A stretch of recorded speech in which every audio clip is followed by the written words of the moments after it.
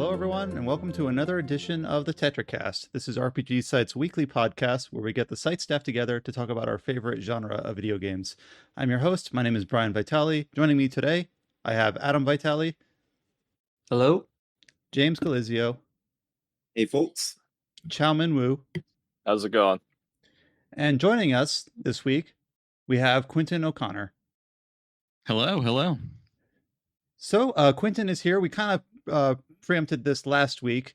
Quentin has been covering Baldur's Gate 3 for us on the site, and even though we kind of were able to introduce the game last week as it had just come out a couple days before recording, we knew that going into this week we'd have more of the staff and contributors have had more time with the game. Quentin is going to be reviewing the game for RPG Site, and we wanted to get them on to the podcast so that we could talk about the game at length as we have had more time to dive into it. And then as to explain Josh's missing appearance, he is feeling very under the weather. He had a few on-site events, or one on-site event last week, and might have come down with something. In any case, we hope he feels better. He's just resting. So we will catch back up with him next week. But now I think Quentin's Baldur's Gate 3 review, which is what we're going to talk about first here, it's all written up and everything. We just needed to put final touches on it, and it'll probably go up very shortly. So, podcast version of the review, I suppose. Yeah. Honestly, I'm kind of surprised it hasn't gone up already. It's basically been in the CMS for a few days now. Basically looked like it was ready, so I was kind of like, I don't know.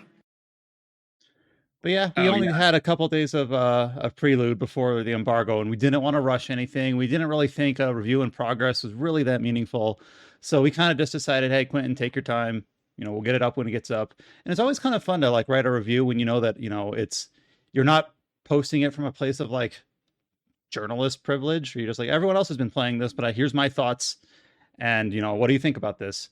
So Quentin, we'll kind of let you kick off the conversation with Baldur's Gate 3. So no, amongst the podcast participants, some of us have, grew up with Baldur's Gate 1 and 2. Some of us didn't play Baldur's Gate 1 and 2, but we played the Divinity games from Larian Studios. Some people might just be jumping in blind because of good word of mouth.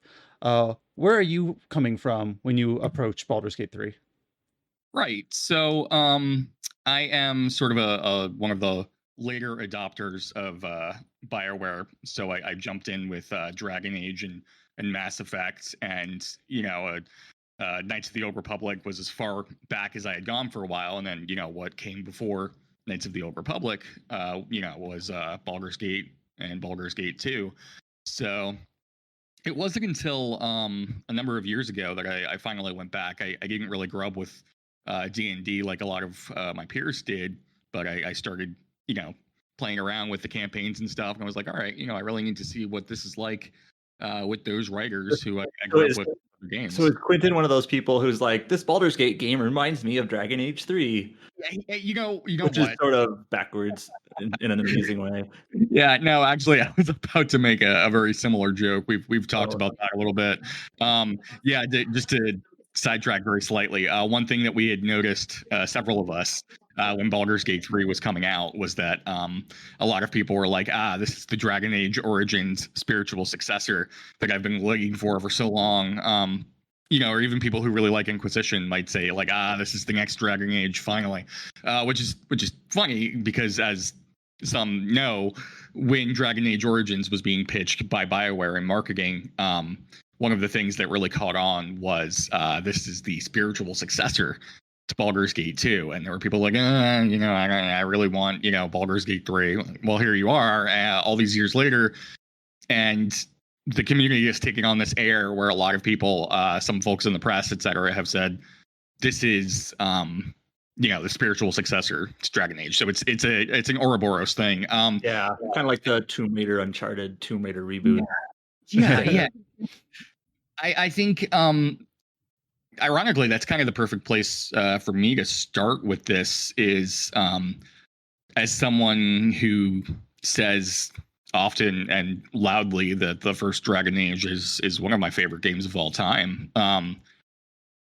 You know what? Yeah. Let me emphasize real quick here that we understand that there are differences between Dragon Age and Baldur's Gate. I could just see people getting upset, like they're not the same. It's like, and there are differences between Baldur's Gate 1 and 2 and Baldur's Gate 3, and there are differences like when Quentin was discussing like what this game reminds them of. I know where I came from, I did eventually play Baldur's Gate 1 and 2, but I played the Beamdog like remakes, or remasters. So like for me it was, hey, this feels like Divinity Original Sin only with a D&D flavor, but like Divinity Original Sin was obviously just inspired by D&D, so it's just like another Ouroboros from that front. Yeah, it just goes on and on. Good things just keep popping up over time, I guess, and that's Baldur's Gate 3 absolutely has its own DNA. It's as much a sequel to Baldur's Gate 2 as it feels like something that the folks who made Divinity, just made, which they did. And it's I think the best way for me to put it is that at no point during my entire playthrough did I feel like, oh, this feels just like some other game. But at the same time, at no point during my full playthrough did I not feel this weird sense of nostalgia rush over me, even as someone who didn't grow up with Baldur's Gate 1 and 2, because there's just so much in this game that feels like a love letter to so much. Yeah, it's a good game. So, what sort of character did you make? Or did you run with an origin character? I ran with an origin character. I honestly kind of regret it. It's okay. I could have restarted. At some point I will play with a full me avatar or whatever. But I chose Asterion. The suave, gray-haired vampire with a silky, sassy voice. Apparently, I wrote in my review. I don't remember writing that, but I'm looking at it right now. So, yeah, that tracks.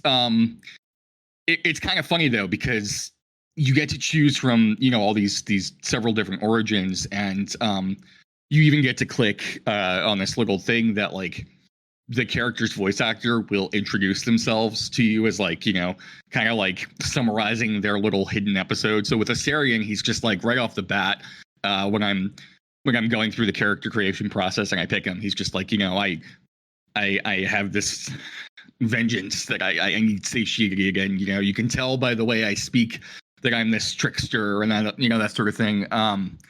So I rolled with him and I was like, this is very fun. And then I found rather early on that it took me a little bit to get past this worry that I wasn't playing him correctly, because I kept finding myself being a little bit more benevolent than I think various origin strikes, which is okay. You can absolutely do that now. And that's one of the beautiful things though, is that if you play a little bit more to the character as they're presented, you'll get like some inspiration out of it, which is, for folks who aren't familiar with D&D and all that, inspiration, it's a good thing to have. It in this case at least, it sort of like stacks and it gives you extra rolls and just good stuff. So whenever I would realize that I kind of wanted to write Asterion a little bit more closely to how he's presented, the game would always kind of pat me on the shoulder in this really neat way, because it would be like, oh, you successfully sweet talked this, or oh, you totally just pulled one over on someone, which I think is really neat, because it invites me to go back also, even though I just said I want to play as like my own character next time. I'd love to see how that translates for other people who pick the various origins, like Lae'zel, who's like, this, without going into it, she's like this warrior, she's from this warrior race and all that. Do you get inspiration just for like deciding to bludgeon everyone in the head all the time, or that sort of thing? Like the game has so many little quirks like it. I love it. The inspiration system's kind of nice because, like, of course, there are so many. I mean, we've talked about in a few different contexts on this podcast. This is gonna sound like a silly tangent, but I'm going somewhere with this. There is an ongoing conversation about side quests in Final Fantasy 16. Are they good? Are they not good? Maybe they're good, but they're all too backloaded, whatever. The thing about Baldur's Gate 3 kind of reminded me, like in RPGs, it's not the only one that behaves this way. There really isn't side quests. I mean, there are, but they interlock in so many interesting ways that to consider what's a main path or critical path or not critical path, is not an easy determination to make sometimes. And not only do you have these interlocking quests, but you have these inspiration points where, depending on what dialogue option you pick, or whether if you have to get a piece of information, whether you steal it, whether you coax it out of them, like you end up in the same place quest wise, but depending on who's in your party or what character you're playing as, you might get these inspiration points, and you can go into your journal. And of course, for your main character, like I didn't pick an origin character, I have a lot of inspiration points in my journal because they're always in my party. But then I can go to like Lae'zel or go to Asterion, who for me is a party member, and say like, oh yeah, he was in my party when I did this thing, or when I stole this item, or when I, like you said, pulled the wool over someone's eyes. So it's kind of like just another way where you might say like, well, if I pick two different dialogue options, but they lead to the same place, does that matter? It's like, well, that's just role playing. Like, just because you get the same item out of it, or you get the same quest EXP out of it, you still role playing to get there. Like, what sort of character do you want to be? What sort of people are in your party? And you mentioned like maybe it was a mistake to pick Asterion as your origin character. I will say that if you're gonna pick anyone, like I pretty much always have Asterion as in my party just for opening chests and doors. So like I pretty much, he's not my origin character, but he's always in my party anyway. So if you're just playing as him, it's like, all right, now I get to pick 3 other characters to have in my party rather than just having the 2 slots available. That's true. Yeah. Adam, I know you started recently, because you hadn't started by the time we were playing last week. I literally just started last night, and I might start over. Oh, okay. After getting through the Nautilus, I'm like, I'm going to tweak my character slightly, and I'm only half an hour in or whatever. Right. So I decided to play as a cleric, an elf cleric, and I know Shadowheart is also like a cleric.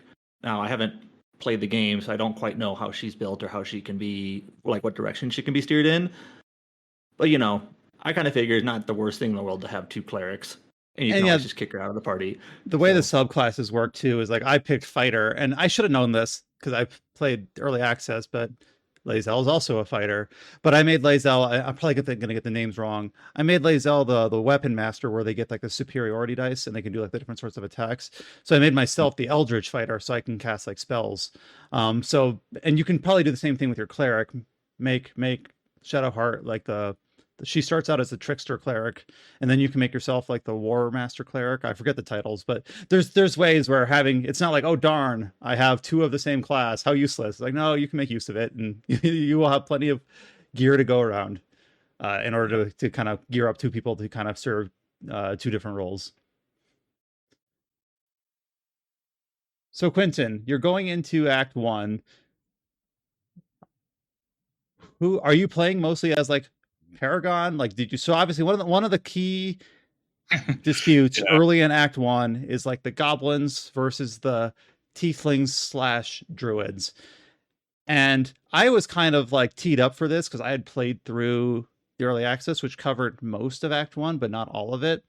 So I kind of wish, like I regret, like I basically, the way I played the game in the early access back in like 2020, and the way I played Act 1 now, I basically just followed the same path where I was just like super polite, super nice. I'm going to help the druids. I'm going to stop them before the goblins attack.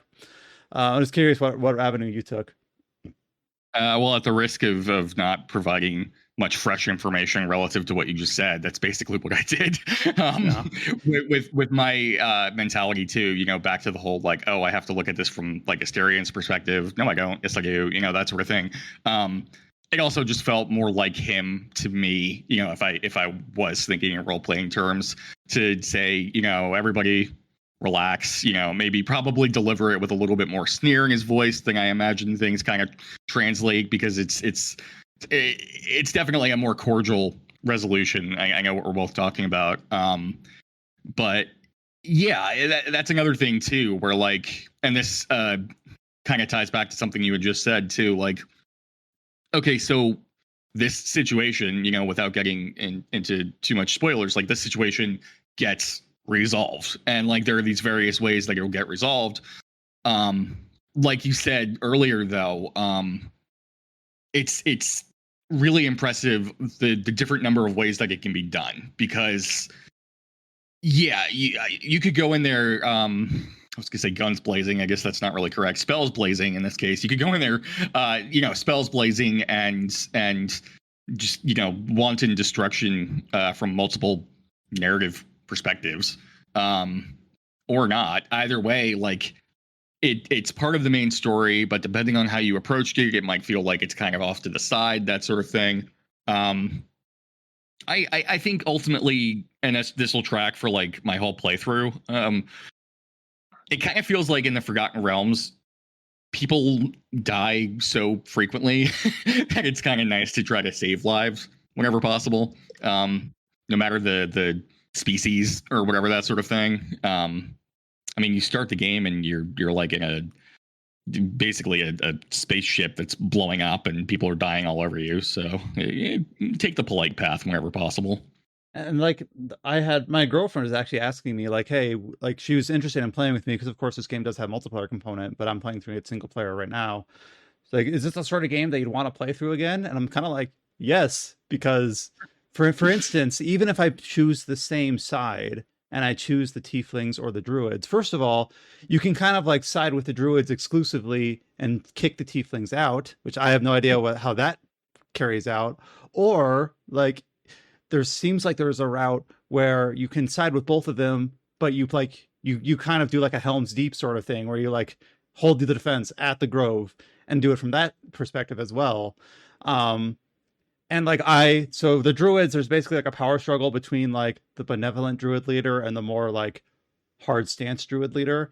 And one way you can resolve that is just to rescue Halsim, who is a pretty important druid character, eventually joins your party, who's like the super nice paragon, lawful good druid. But also like some of them are just like, why don't you just murder the bad one, and that way we don't have to complete the ritual. Like, so that's kind of like doing a bad thing to get a good result. And or you can just like say to hell with it and just go to the goblins and be like, all right, let's march on the Grove. And I guess you get different party members if you do it that way. So I'm like, yes, even though this game is very long, I think I'm something like 60 hours in and I'm still in like act 2 of 3. And I'm like, yeah, I could easily see myself finding some sort of time in the back half of the year playing through again, and maybe not being like, because there's levels between being absolutely paragon and being absolutely just like murder everyone in sight sort of mind. But I would play to someone who just like only out for their own interest, you know, always side with like probably the more nefarious faction, but not just doing it in a murder way, but doing it by just being underhanded or undermining. And then speaking of act 2, I was always surprised, like in Divinity Original Sin games, especially the first one. The second one I actually don't remember quite as well, is also divided into acts, but the acts, to my memory, are very separate from one another. Like once you go into act 2, you're kind of stuck there. And I might not be remembering completely, but in Baldur's Gate 3, you go into act 2 and all the characters from act 1 are still there and they're referencing the events that you helped them through or didn't help them through. And like, I'm kind of like, so you go to act 2 and you go to this like camp of refugees, and it's a lot of the same tieflings from the Grove earlier. And I'm like, man, what if I didn't save these guys? Would this place just be deserted, or it would only have a certain faction here? Or what if I was an ass and they survived? Would I not be allowed here? And I know like over time, some of the magic will be lost because websites like Fextra Life or Wiki or Fandom or whatever are going to like distill this down to a science about exactly how the interlocks work. But until that's in place, it is really kind of neat just to be like, you see a character reference 2 interlocking quests that you did 20 hours ago, and it affects what you're currently doing, you know, a week later.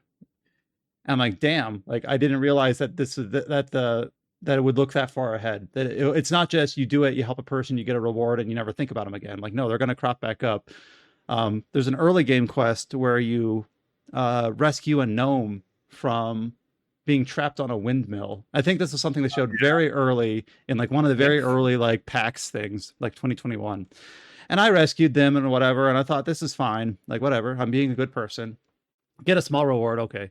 And then you later go to a place where a bunch of other gnomes have been enslaved, and he's there.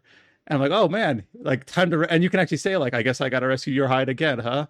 So like, oh, what if I didn't run into him? What if I had murdered him? Things like that. So I'm excited for this to be kind of a potentially a perennial game that I revisit a few times over the next couple of years. Go ahead, James. The funny thing about that gnome is that guy like straight up just joined my camp for a bit. Mm-hmm. There's been a few cases where characters will temporarily join your camp, and I'm glad it's not like there's a few games where it's almost like a collectathon where you're like you try to get as many people in your base as possible. But in Baldur's Gate 3, they'll show up there like while you're in the middle of dealing with their quest. I found a lost tiefling in the shadow battlefield. I'm trying to find her parents, I believe, and I haven't found them yet. But in the meantime, she's hanging out at the camp. And when I go to the camp, every once in a while you see like there's no voice acting, but you'll see the dialogue bubbles all over the character's head. And this little tiefling girl is like poking and prodding at the lich that you get on your team. I'm forgetting his name, Withers. And she's just being like an 8-year-old inquisitive pest, and Withers is like, leave me alone or whatever. So just little interactions like that are fun. That's funny. Yeah. And while I'm speaking of the camp, did you rescue the dog and the owlbear cub? I refuse to speak to anybody who doesn't do at least the latter one. Goodness gracious. Especially after one of the first things that I bumped into in Act 1 is that little, well, there's no real little encounters, but that encounter where there's like, and this is going to take it in a completely different direction for a sec, but you'll see where I'm going. Those bloated hyenas, and then the gnolls burst out of them, and I was like, ugh. So like from there on out, like an hour into the game, I was prepared for like terrible things to happen to animals and that sort of thing. There's nothing you can do for the hyenas. They're already screwed, of course. But like from that moment on, I was like, if there is an animal of any sort in need in this realm, my goodness, I am not going to let anything like that ever happen to it. So very much animal rights activist running around. I wanted to say, by the way, real quick about that gnome. When you rescued him, did you like hit the lever? This is so small, I don't think it's a spoiler or anything. Did you like hit the lever that made him like, it was like, oh, hit the brake, and I hit the brake. He went launching into the sky. Did that happen to you? No, I did not launch him. I think I just shot him down with a bow. I did not launch him. You're a better man than I didn't mean to. There was a button and I pushed it, and that's kind of like the name of Baldur's Gate 3, really. Is if you push a button, be prepared for consequences. Because he went flying. I found him eventually. It was all good, but yeah. James, what did you say last week you were playing as? Barbarian. All right, so there's a barbarian party member as well who I didn't have on my party last time, but I did get her Karlach. So I think she's pretty much like the last character you'll typically find in Act 1, I believe. And she's, I guess we can kind of talk about some of the other characters here. We talked about Astarion a bit. Lae'zel is pretty straightforward, simple. She basically wants nothing to do with the parasite. She wants you to go and not get distracted and do nothing but go to her people to find, because she believes only her people's doctors can get rid of the parasite or whatever. And eventually you learn that it's a little bit more complicated than that. Shadowheart is kind of interesting because she is like withholding a lot of information from you at the start, but also seems to interface with the main story in some very direct ways, especially in Act 2 when you're dealing with Ketheric Thorn and like the Shadowfell. Let's see. Karlach seems like very much like doesn't interface with the story much in a way. She has her issues where she has the infernal engine that you can kind of manipulate in a few different ways with the soul coins and with the infernal iron that you get.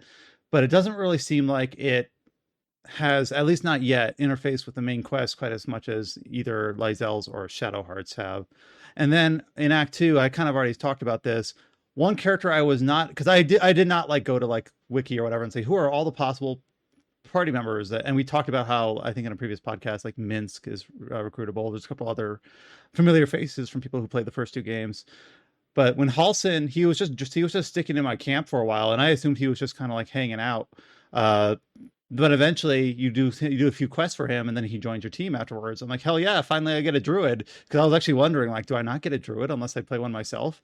But no, he's a druid, and he's really nice because he kind of gives you another healing option that's not Shadowheart if you're not playing one yourself. So that's pretty fun. And I know there's still a few other characters late in Act 2 that you can potentially recruit that I haven't gotten quite gotten to yet. But how are we feeling about the cast so far? What was your kind of thoughts on party members that you played with, Quentin?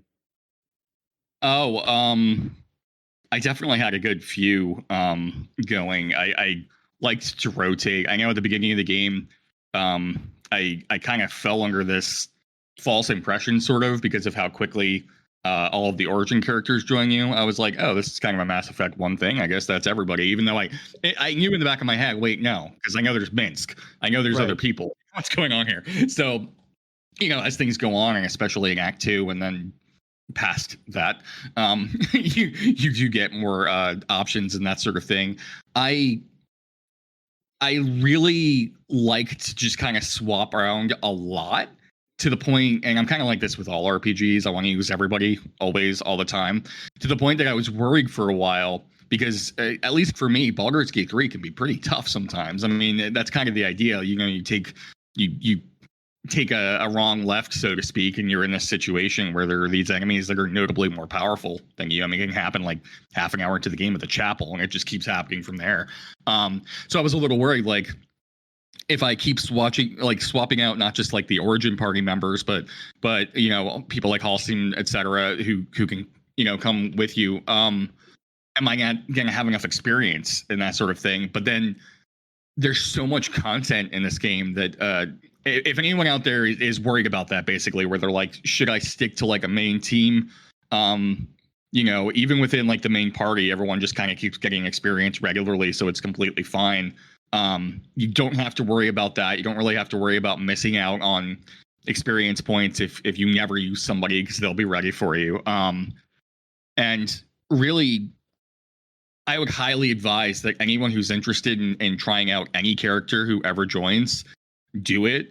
If you can find like something that feels a little bit more like a side quest to get kind of in the mood for them first and see what they're about, that's great. If not, like Brian was saying, everything kind of feels so interlocked, you never really know if it's a side quest or a main quest. But do it, because the enemy teams, especially in Act 2 and then in Act 3, I feel like the enemy parties diversify enough or are just so good at certain things that the game kind of wants you to diversify your roster as well. There's only so much that like your character can do. There's only so much that Asterion can do, that suddenly having a druid around would be really helpful. And one more thing,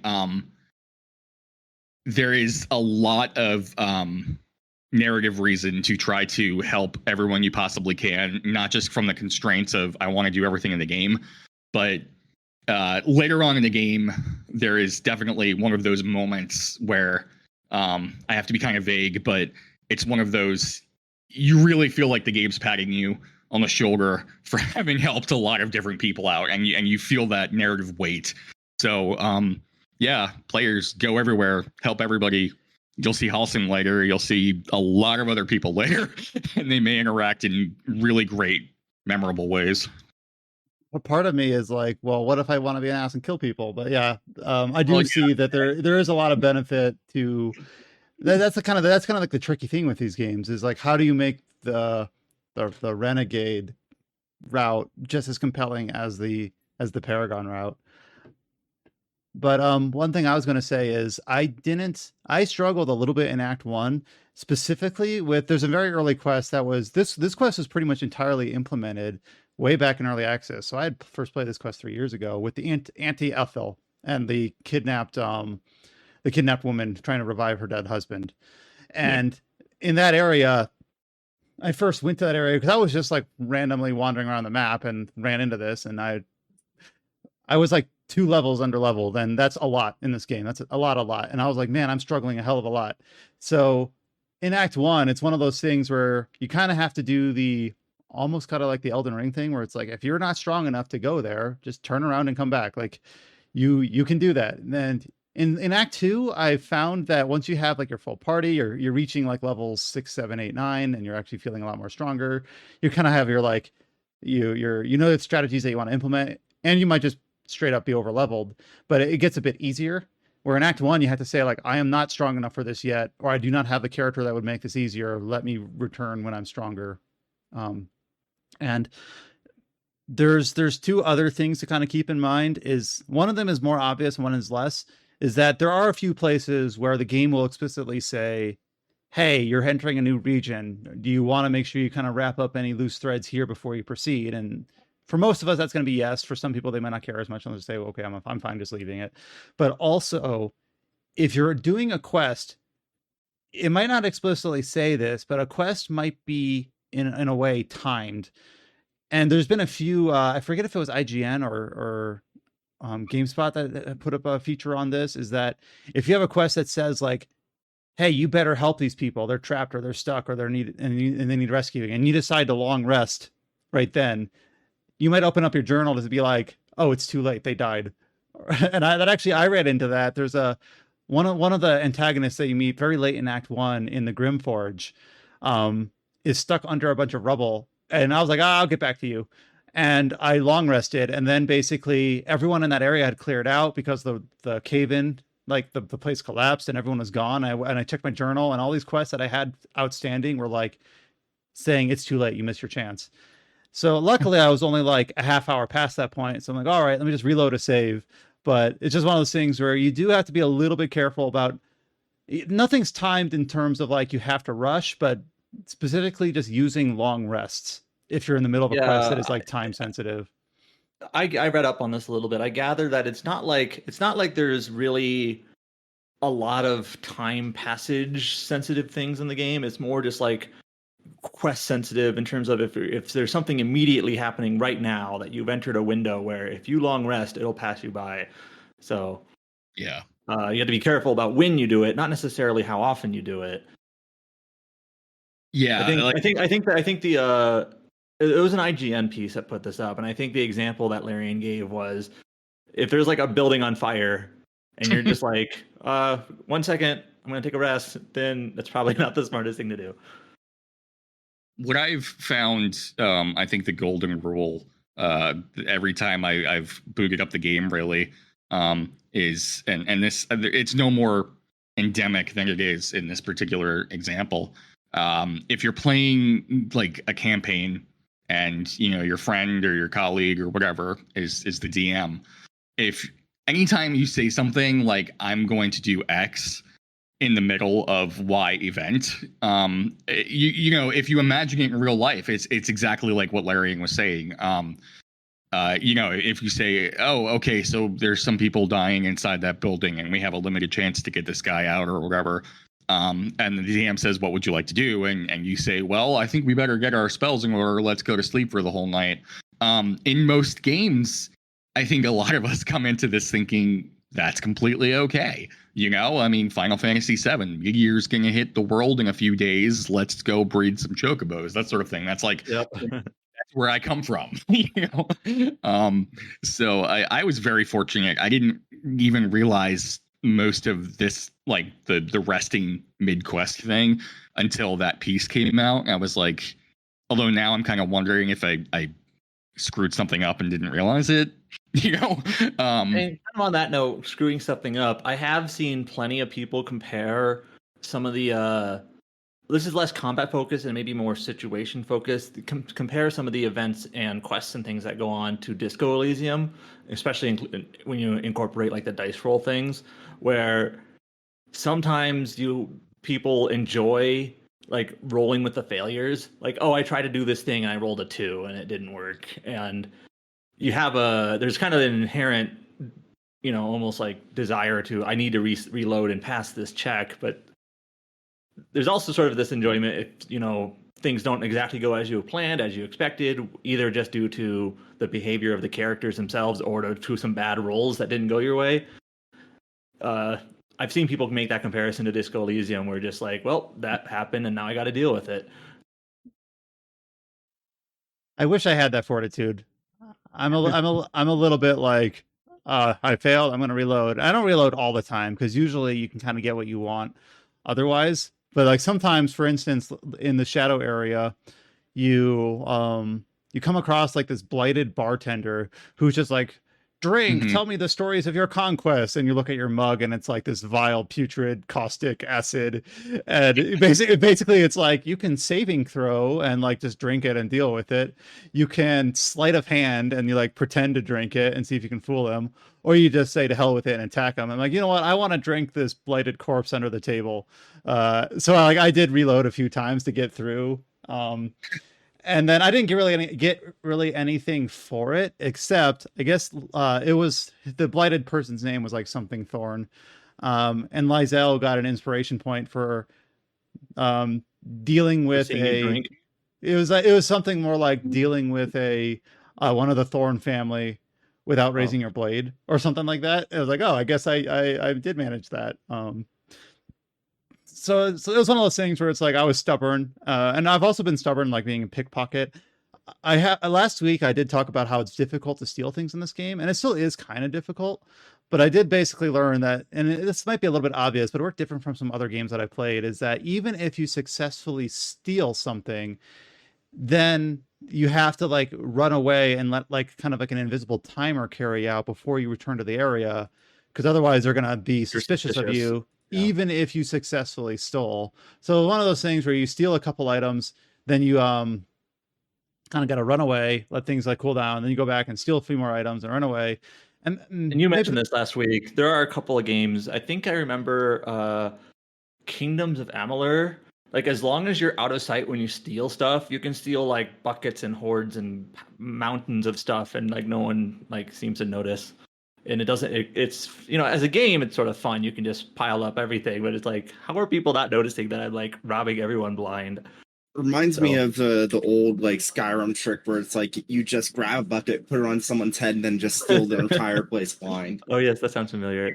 I was just thinking that the video, especially with the merchant in what is it? The first town. Oh my goodness, and you put the bucket on his head, and you're just grabbing everything from the cabin, and he's just going, everything's for sale, my friend. Everything's, he's just like, you take the bucket off, he's got nothing left, and you just walk away.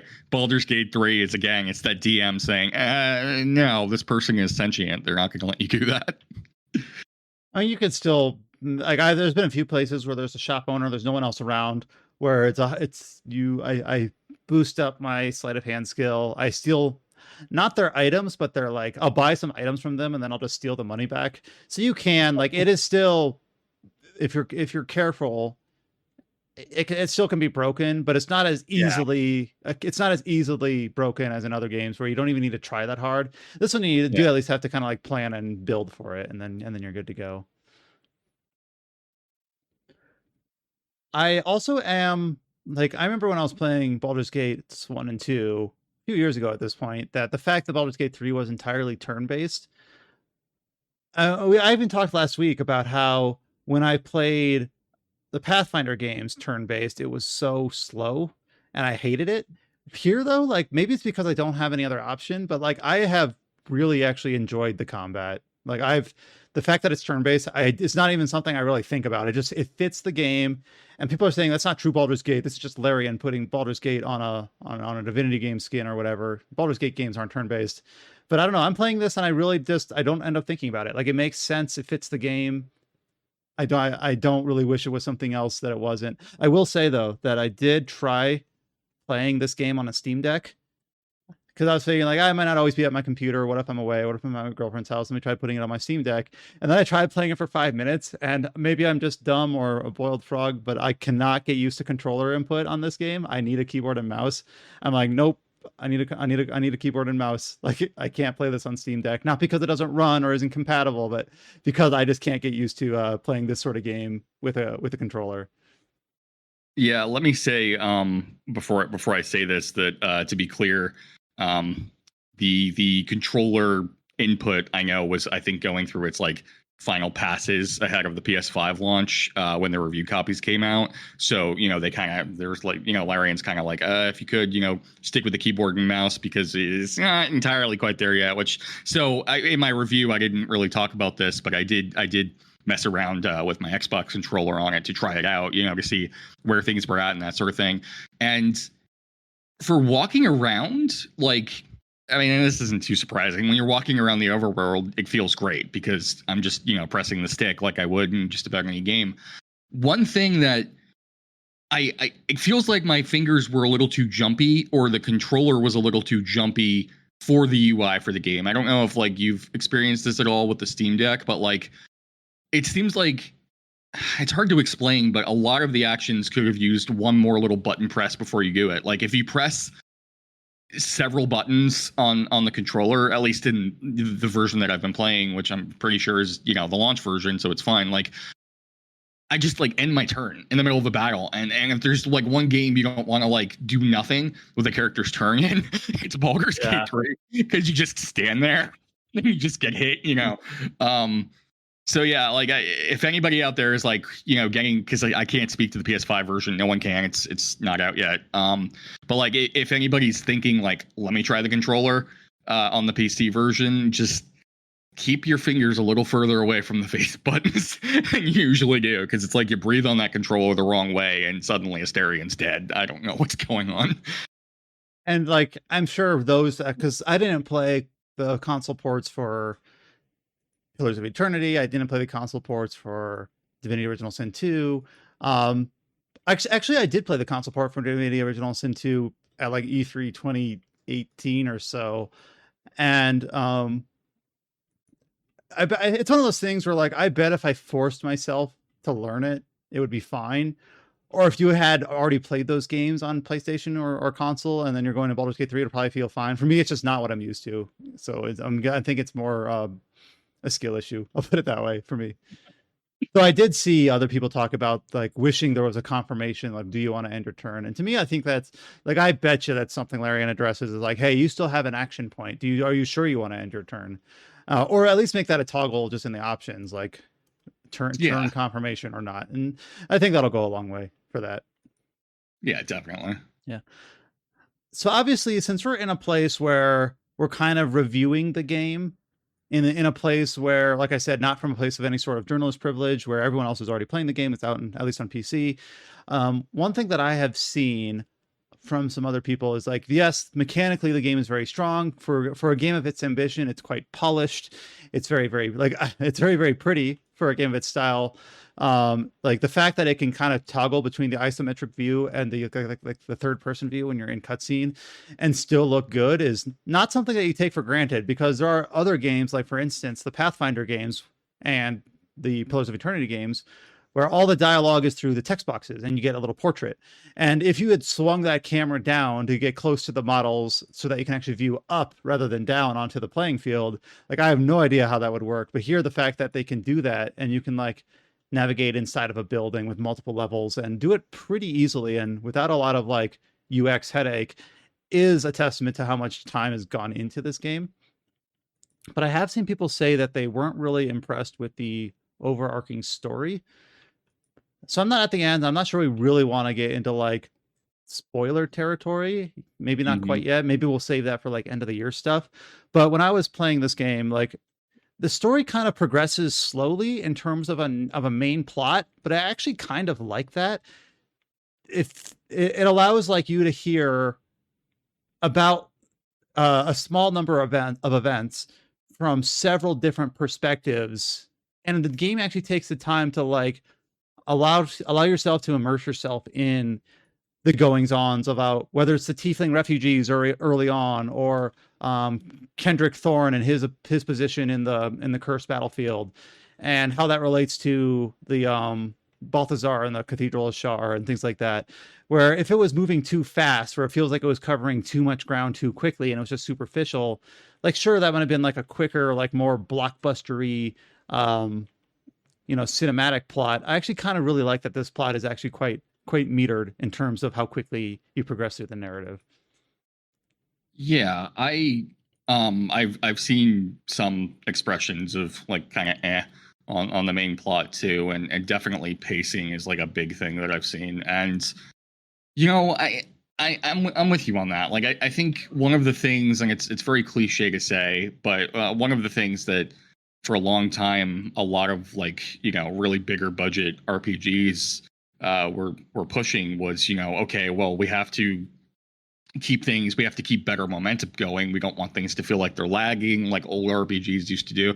And I'm not really even thinking of any specific examples, so it's not like I'm avoiding saying them, but like there's just kind of like a broad progression, you know, for a while of just some developers would say like cut the fat, and I think for some games and certainly for plenty of RPGs that makes sense and it works. But when you have a world as intricate as Larian gets to play with Forgotten Realms, like, you know, it's not going to please everybody in the world to have this approach, but for me at least, I really love exactly what you said about how you really get to immerse yourself in that setting. And that's something that I think a lot of CRPGs historically have been kind of known for, at least, you know, in my personal experience. When I played Baldur's Gate 1 and 2, I felt downright immersed in the setting. Pillars of Eternity, I felt the same way. Divinity, Original Sin. So I feel like it would be a little disappointing if the plot went faster. Even if I can see how sometimes like it's gonna strain people's patience a little bit. I do think from where you've gotten at this point, Brian, would you agree that a lot of the table setting feels appropriate, and now you're seeing like bigger things happening? Because I think it was around like the middle of Act 2 where like a lot of things started to come into sharper focus. Yeah, like Act 2, right around when you meet the Last Light Inn, is kind of feels like an inflection point where everything of that, your main conflict in Act 1 is the goblins versus the druids, and the goblins are like almost like this mindless horde where it doesn't feel like they're following this absolute cult, and they're like, you don't really have a good feeling for like why you should care. Like for a first antagonistic faction, the fact that they're all just a bunch of goblins, it's not like it doesn't. I never really felt threatened or like, wow, this is actually like an imposing force. But then when you get into Last Light, and the Cursed Battlefield, it all of a sudden starts to feel like, oh, okay, that's how that ties into this. And I already mentioned how you have characters that you've already met and helped re-showing back up in addition to new characters. So, and even like there's like several quests where it'll say catch up with this character once you reach Baldur's Gate. So I haven't reached Baldur's Gate yet. I assume that's Act 3. So the fact that the game focuses on it's kind of a strange mix, but it works really well. The plot moves, I don't want to say slowly, but like deliberately.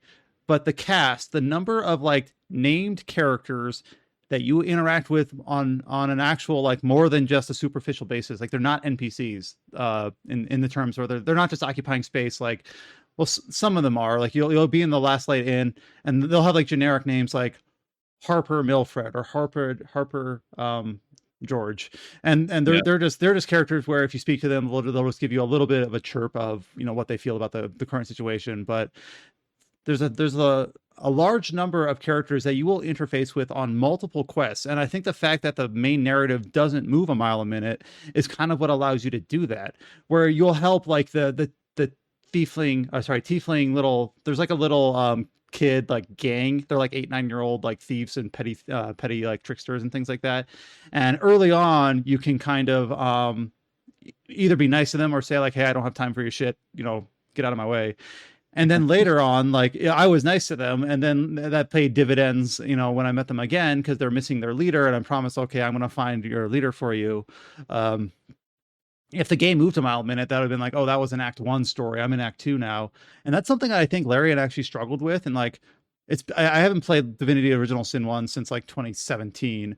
But if I remember in that game, the very first act, you're in the city of, I'm going to forget the name, Cyril, Cecile, that's it. And that city is incredibly dense. You spend like 20 hours in it easily. And then you go to like Act 2, 3, 4, and it's pretty much all just combat. There's no like, you never slow down. You have your party, you just go. If it's a red dot, you go kill it, and that's kind of it. And like that game feels like a snowball going downhill, where you kind of get through like the questy bit, and then you're like, all right, it's all combat from here to the end. And I'm exaggerating a little bit, mostly. Where Baldur's Gate 3 doesn't really feel like that. You have moments where you're going to do a bunch of combat encounters, and then you might spend 4 hours not really fighting a single thing. So I really like that variety, and I really like the pacing in that sense, from both a narrative and gameplay perspective. Yeah, I was surprised. I wasn't aware going into the game how relatively late into the game the titular city of Baldur's Gate 3 would come into effect and suddenly be traversable and all that. But I really, looking back, the more I think about it, the more I like it. And in a way, that's true to Baldur's Gate 1, right? Yeah.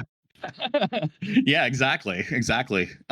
It feels appropriate when you bring it up that way too. But it felt like there was such a journey to the place that when I first heard the words Baldur's Gate 3, I and everyone else thought of, which is Baldur's Gate, Like I felt so accomplished, and like the snowball that you mentioned was kind of going up and building, and Right. like at the pillar, there's the city. And I don't want to like sell the city as like the best thing in the universe, but it's a really cool place. But like yeah, it's just the deliberateness like of the pacing, I think Larian nails, at least for my enjoyment, like my tastes. I wouldn't want it to go any faster than it does.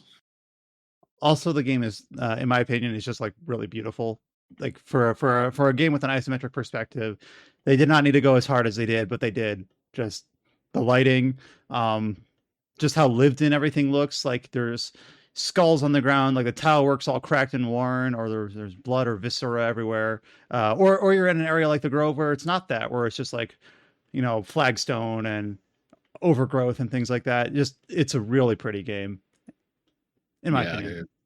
It definitely is. What is it? I think they're calling the engine Divinity 4 engine. I hope I'm not slaughtering that. I'm actually not sure. Like if you ask me what engine this game's built on, I'm like, I actually don't know. Yeah, I'm not the best person in the world, so whoever's listening, don't take that verbatim. Look it up yourselves. But I think like whatever it is, I think the point I was trying to make was like they've definitely, like, as a studio, Laren has iterated in so many different ways, and it's just so cool that we have this isometric CRPG, throw all those trendy terms in there, and then you can zoom in and it looks so beautiful so frequently. Well, I think with that, we might kind of put a pin in Baldur's Gate 3 discussion there. I have one more thing I want to say. Okay, go ahead. I feel like one of the great things about RPGs in general, and the reason why we write for this site, is that, and I hope I'm not diminishing other genres, but RPGs especially, they are very multifaceted games. There's a lot of different components to these games, and different people who play games, they latch on to different things. So all over Twitter, you see a lot of people who are really interested in the characters and the romance in this game. But there's, which is honestly, there's been a long time since we've had an RPG that has this, that sort of like romantic, component to it. Mm-hmm. So that's totally fine and good. But then there's a lot of people who just really like the RPG systems, the rules, the D&D nature of it, the classes, the tactical elements to it, choosing dialogue choices, exploration, all these sorts of things. The narrative elements, the questing elements. And some people might care more about that and maybe less on the characters, which I think is where I land right now, although I haven't really been introduced to the characters yet. And I feel like Baldur's Gate 3, based on what I'm reading opinions from a lot of different people who are enjoying the game, but not necessarily for the same reason. It's just that it seems like it's a very well put together, dense game with multiple avenues of appeal, depending on what you're looking for. And I just think that's one reason for its success, seemingly so far, is that it kind of has sort of this broad appeal without just sort of like trying to like appeal to some sort of common denominator, because it's just so dense and so multifaceted. So multiple avenues of appeal is a good way to word it. Just now, don't mind me. I'm adding that to my review since we haven't started it. No, I'm kidding, but I totally agree with you. Yeah, like this is kind of a weird random example, but on my timeline right now, 1 second here. Are you like booting up the game to like? Are you booting up the game to like read something out of a log? This is just a random opinion from a random person I follow. I'm dying to find more time to play Baldur's Gate 3. 2 hours in, and I'm loving it. It's precisely what I want an RPG to be. I hate feeling like I'm on rails going from A to B, or I'm in a glorified dialogue box advancer. Give me systems and rules. Give me meaningful choice, and give me interaction. So that's just like one example. Not a glorified dialogue box advancer. Yeah.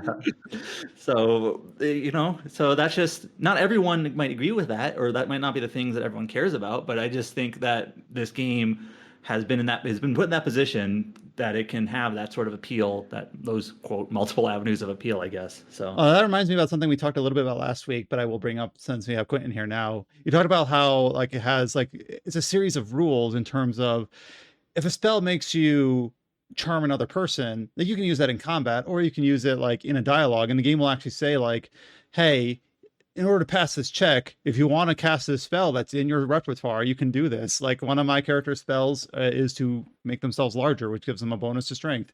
So whenever I'm doing a strength-based ability check, I don't have to remember like, oh, I better cast this and then interact with the thing. The game will be like, hey, you have this. Do you want to use this? And that I think is something that this game has done that other similar games in a similar space have not done. And like, for instance, another very, very basic one that Adam, you'll run into very early on is Shadowheart has a cantrip called Guidance, which just gives you a 1d4 bonus to any ability check. A very basic cantrip. And like, so whenever she's in your party, the game will pretty much always give you the option to use that in the dialogue roll with the dice. You don't have to remember to cast it, pre-cast it or whatever, like some sort of gambit. It'll just give you the option. And I think that's also another thing that helps. Like, not only does the game give you a large number of tools, it makes it convenient to use without having to like refer to spreadsheets or wish that you had gambits or things like that. And that also reminds me of something that I forgot from last week is the game has like these little like crevices or holes that your character can't fit through because they're too big. And I was wondering like, how do I do this? I can't shrink, or I have a spell that does shrink, but that doesn't work. How else can you do this? And then my, the warlock that you get in the party, I eventually taught him the spell Gaseous Form, and that allows him to go through it. And I'm like, of course, Gaseous Form. That allows him to go through those. So the game kind of clues you in that you can do that. And that one a little bit less so, but just but the thing is that like whenever you're kind of setting out your spell book or memorizing your spells, about half of them are combat focused, but about half of them are not. Like that's the sort of game this is. Like it's not always just pick the highest one that has the highest gear score or whichever one has the biggest numbers for damage. It's like it could be useful to have your warlock always have speak to animals on them so that if you run into an animal, you can speak to it, because that might give you another quest or whatever, or raise the dead or speak to dead. So like the way I actually have it set up is I have Gale, the wizard, mostly set for doing combat because they learn a huge number of spells. But then I have my warlock, has a few like combat spells, but I gave them like fly and invisible and speak to animals and speak to dead. Like I'm giving them like all the, and Gaseous Form. I'm giving that warlock all like the little like kind of like the little tool set where it's like I almost always have them with me now because who knows if I'm going to need any of those. How do I get there? Oh, it doesn't matter. I can just Misty Step or whatever. So that's always something that I've really enjoyed, just not only because it's not only combat, but it's exploration. And the fact that you can like leap and there's I wouldn't call it platforming, but it's kind of like isometric platforming in a way. It actually kind of fits the game pretty well. Like, how do I get over there? Oh, maybe I can leap, or maybe I can dimension door, or maybe I can Misty Step. So things like that. There's a lot of fun to be had with those.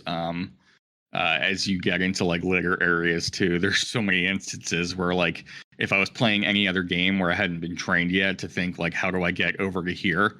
I would just assume that I couldn't, unless maybe it was like a Zelda and like I had like a hook shot or something. Any other game, I would just be like, well, I can't get there. But by the time like you put enough hours into Baldur's Gate 3, you realize, generally speaking, the answer is yes. How? And that, again, that's kind of like the DM thing. And I was thinking about, how you were saying like guidance will pop up whenever Shadowheart's in your party. It's like a lot of games of this ilk, you know, they have this massive, extensive toolbox, and it's so cool that all those mechanical contraptions are in there. But like, you have to open it up, and you have to like, at least my memory is not the best. I'll say that, you know. So like, I have to kind of like think, oh no, what do I have? Do I have anything that'll work like this? Oh gosh, I should be remembering this. Whereas like, whenever the game's UI like brings up that little guidance thing that you can click on with Shadowheart, it's like you still have that toolbox, and it's still just as intricate, if not more so, but at least it's kind of more like a glass display case, so I can look through it and say, oh right, I have that. Thank you, game, for reminding me, because at some point I would have forgotten. And it's so cool, and it rewards you in all these different ways. And then like with gaseous form, there are of course those other things where the glass is a lot more not so clear, but it feels great when you figure it out. And like one thing that I haven't done much of at all is like since I've been mostly a good person, like in the game, like I haven't really had to be that like cunning or stealthy, but using abilities like just sleep or charm person or whatever to like sneak around a camp. I'm curious to see like what people can accomplish doing that. In terms of like, how do I get to this area that's off limits? Well, did you try putting the guard to sleep? You know, things like that, which I have not really bothered to do that because I was just trying to find another way in, or I just go invisible. But I'm curious to see just in general, like, oh, you of course you can just use this tool in this order to accomplish the same thing. Why not? I'm like, oh, I never really thought of that. I just did this other thing that was either in some cases much more straightforward, or some cases like, oh, that was really hard. Why'd I do it that way? Yeah, I love it when you get like a critical success on something, and like, you know, whatever the modifiers were for how well you would succeed to get to that hidden area or whatever it is. Like we'll say like within a conversational context, you're trying to get to some place you're clearly not supposed to be. There's this place in Act 3 where like I basically rolled up, and it was like the very image of there's no reason in hell why this character should let you through. And you know, I had this huge score and all that. And the narrator's just like, somehow you convinced the guard that you were just born here. Roll right on it. And it's well, like, okay. Well, that's kind of like a GM, like in a game where it's like, all right, this is a risky roll. Like, I'm not going to let you in unless you score 20, and then you score 20. And like, all right, now I got to somehow just allow it because you scored 20. Yeah. Or the opposite's true too, because like if a critical fail is a critical fail, so you could be like, all right, you're going to get plus 46 on this roll. You're pretty much guaranteed to clear it unless you do a critical miss, and then you miss. It's like, damn it! Like you are completely built for this, but you like trip on your way there. That they're like, oh, we can't let you in. I critical missed talking to that squirrel in Emerald Grove. I got like a 1, and you know, like there's I don't know, like there's the squirrel, and it's it basically treats this little block of land like its territory, and you can get stuff from it by like, telling it chill out, basically. And I rolled a 1, and it was just like the squirrel looks at you so menacingly, you better leave. I was like, all right, I'm done. I do like the idea, like Adam mentioned earlier, of doing not quite an Iron Man run, but like a fixed dice run. I guess a true tabletop run where, well, outside of using inspiration points, because that's what they're built for, but no reloading saves, no F5, F8. Just like if you get a critical miss on something that you would have clearly passed with any other roll, then that's that. Them's the breaks. You got to go on. So I don't have the fortitude to do that on my first playthrough, but I can see it on a second playthrough, just being like, well, let's see how I figure this out. Yeah, make sure you turn off the karmic dice if you do. Is that something that we've talked about at all? Are you familiar with it? It's like an option in the game settings called karmic dice that's enabled by default. It's this thing where like, and you can disable it, thankfully. I did personally. I mean, it's a matter of taste, but like, if it prevents players from like having like a comically long, potentially frustrating string of negative rolls, and conversely, it sort of levels the playing field a little bit by preventing them from having a comically long string of positive rolls. So I think a real Iron Man playthrough of this, you would turn that off, and if heaven forbid you roll like 10 critical fails in a row, well, hopefully you're uploading these to YouTube because people are going to have fun watching you fail, I guess. I remember learning about that in the marketing or the pre-release, but I had forgotten about it. And if it's on by default, I assume I have it enabled, but I'm like, all right, I'll just keep it like that for now. But yeah, if you're doing a true go by the dice, then yeah, I could see turning that off, being like, all right, if I fail 10 times in a row, that's how it is. Live by the dice, die by the dice. Yeah. There you go. So yeah, we've been talking about Baldur's Gate 3 again for an hour, and this is after a pretty lengthy discussion last week. So we'll probably kind of put a pin in it there. Thank you so much, Quentin, for coming on to talk about Baldur's Gate 3. And of course, based on once your review goes up, it should hopefully be pretty soon. By the time anyone's listening to this podcast, it might already be up on the site at rpgsite.net. But by all accounts, it seems like this will be a game we will definitely be talking about again once we get to the end of the year, because it looks like it's got really strong word of mouth. We're all thinking pretty highly of it so far. You've finished. We haven't quite yet, but very certainly going to be contending at the end of the year. It won't have a low score. There was one other game that released in early August. This is a game that we kind of jokingly teed up last week for a couple different reasons. This is an open world RPG from Deck 13. And this is Atlas Fallen. So this is a game that I'm on record early in the year stating that I was kind of pretty excited for. I always try to find like a quote unquote AA game in the marketing that I want to make sure I like circle on my calendar and give time for, because I think it has a good ideas, or I really like the pedigree of the developer. And Atlas Fallen, I really just like the vibe of it, which I know is like, what is a vibe? Whatever. I just thought it was something where I like the theme, the premise, the art style, the early marketing, even though it was a bit scattershot in terms of like the initial release date in May and then immediately delaying it. I was kind of excited to try this one. I know that Adam has played it. I have played it. Josh has played a preview of it. Quentin, have you played Atlas Fallen? Yeah, I've finished it. Okay. So I don't want to color anyone's perception here, but the thing how that's about I jump in because I reviewed it. All right, go ahead, Adam. Good call. All right. So I reviewed it. I have a review written on the site, and so I played the Surge games, which the developer of Atlas Fallen is Deck 13. They're based in Germany. They had a couple of games in like the 2000s, but the first game that really put them on my like radar in terms of just being aware, just awareness, was the first Lords of the Fallen that they made with CI Games. And then after that, they made the games called The Surge. There's The Surge and The Surge 2, which all three of those games are Souls-like games. And I played both the Surge games, and I thought both were thoroughly okay. They had rough edges. They weren't, super high budget, not super polished, but they were both good enough that I was like, all right, I will keep an eye on this developer, put a pin in it. And so their next title after The Surge 2, which released a couple years ago now, like 2019, is Atlas Fallen. Now, Atlas Fallen is not a Souls-like. It is more open-world action RPG, more traditional action RPG in an open-ish setting. And, kind of like Brian, I'm just like, everyone's always excited about like the AAA big releases. Like, maybe there's something interesting here, even if it's lower budget or whatever. And I'll start with the positives. So Atlas Fallen's key defining mechanic, its key component that sets it apart, is its combat system. And Josh talked about this in his preview. It's called a momentum system.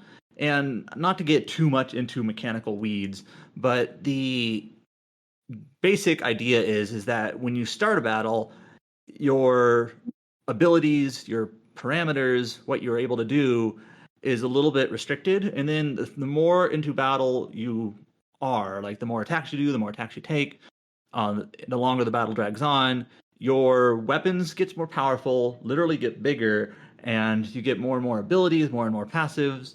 And that's why they call it momentum, is that you kind of start out at rest, if you will, and then it kind of progressively ramps up from there. In my review, I sort of likened it to, if you're in a race car hitting the gas pedal. You start at rest, but you slowly, get to racing speed, hitting different gears along the way. And so I thought this was pretty interesting. And the game, I think, does a pretty good job making it so that ramp up doesn't feel like it's too tedious to like start at rest every time, to use my analogy.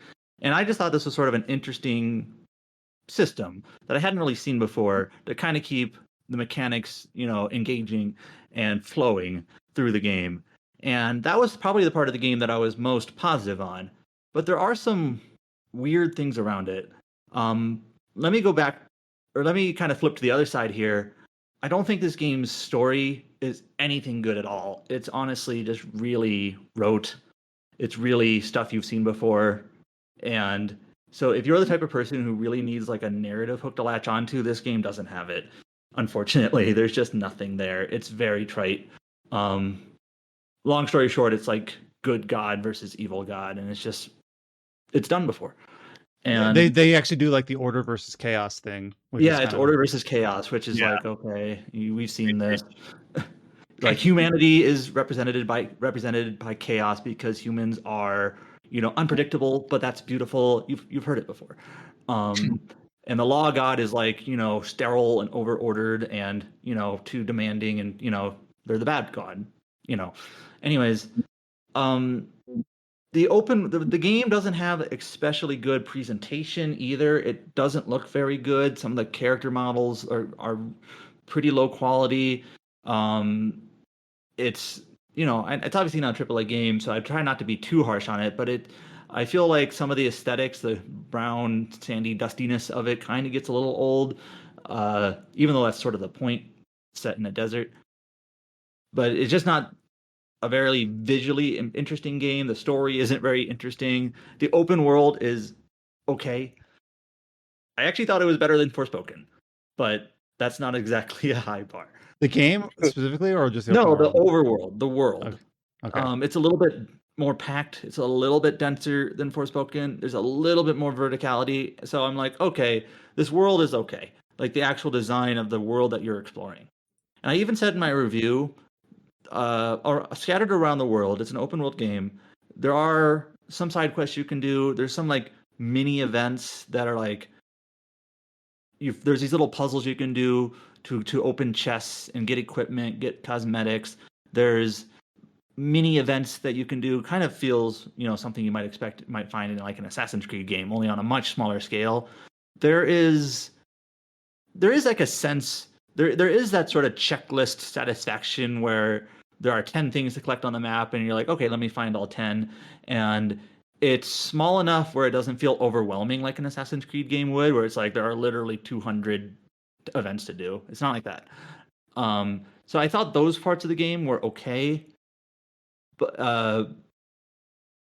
otherwise, like as a package, I honestly feel like this game was a step down from the Surge titles. Just that has the interesting component of the momentum, which I think is genuinely pretty unique and novel, but it's just not enough to hold up the game. And now let me just say kind of the one specific thing that I kind of feel like is a crutch or maybe even a failure in the game design is that the momentum system that is implemented in the game, that's again, you kind of start at rest and it kind of builds up as you prolong a battle. It works better against like groups of enemies rather than big enemies. So like mini bosses, boss type creatures. And I feel like the game sort of realized this. So there's actually this sort of annoying tendency of the game that whenever you're fighting like a bigger monster in the game, it'll always summon smaller monsters to kind of annoy you as you're fighting the bigger monster. And you'll see this constantly. And it's just that sort of design I've never really been a super big fan of it. And this game really relies on it, where anytime you're fighting any sort of boss or bigger creature, it always is summoning like 3 or 4 little minions to annoy you. And so there's that sort of, it feels like they had to do that because of the way the game is designed. And it's just kind of like, I don't really know if this is working out as well as it could have. So I hope that makes sense. You played it, right, Brian? So I hope it makes sense what I'm saying here. But yeah, I mean, I always go to, I forget if it was Arkham Asylum or Arkham City, where they didn't know how to do the final boss. So it's just a mook fight. And it feels like that, only not only is it every boss, but even just like larger creatures in the overworld will just summon mooks. Where like, so imagine like Monster Hunter, only every single monster you fought like summoned little ones, and some of them do like blanking, what's the death zombie dragon always summons like the little monsters, but that's kind of like his theme. But like imagine only every single monster you ever fought Valhazak, that was the name. Only imagine every single dragon you fought summoned little dragons to fight for you every single time. And not only that, but you can't even really ignore them because they're kind of necessary for the momentum gauge. But right. Mm-hmm. Yeah. but it's still like a real pain because like, all right, while I'm dealing with these guys, the boss is just doing whatever he wants, or even not even a boss, might just be a regular monster.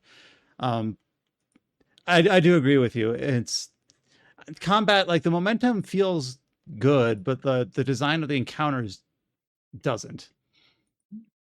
Even though they're kind of linked. That was basically my conclusion in the review.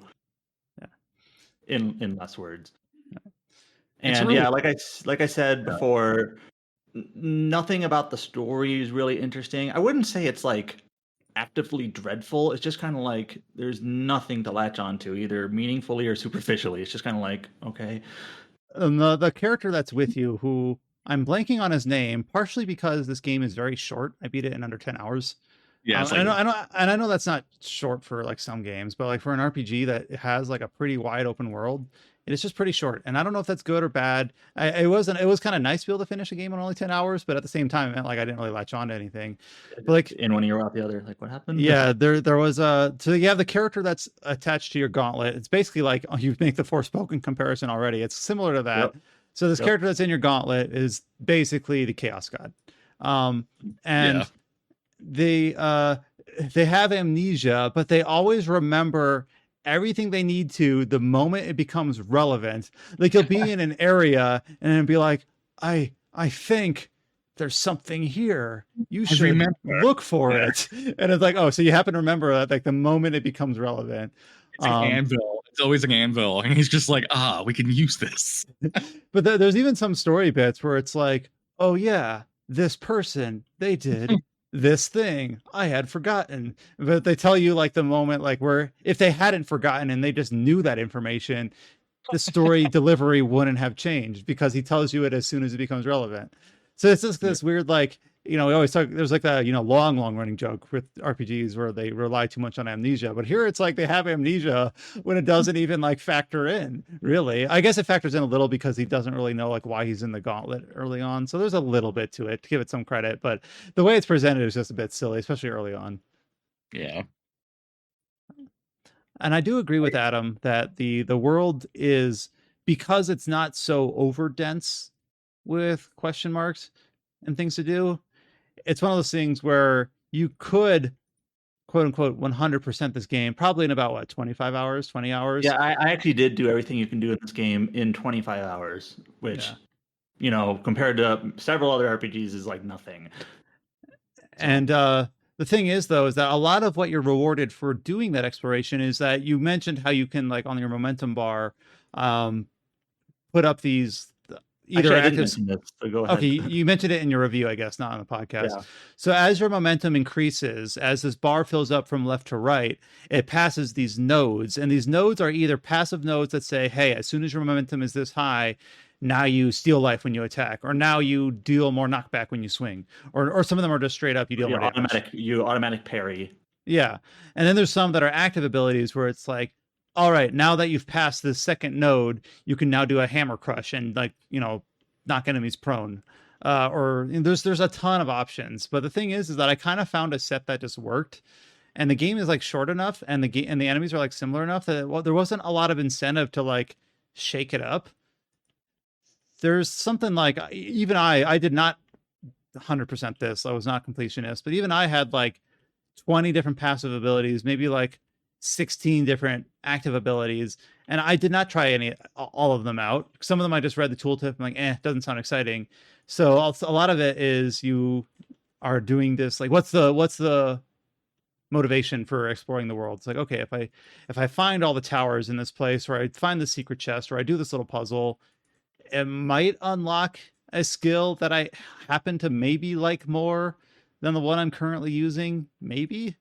I will say that when I was watching you play, the build that you ended up going with, even though you kind of got it and stuck with it, was pretty different than mine.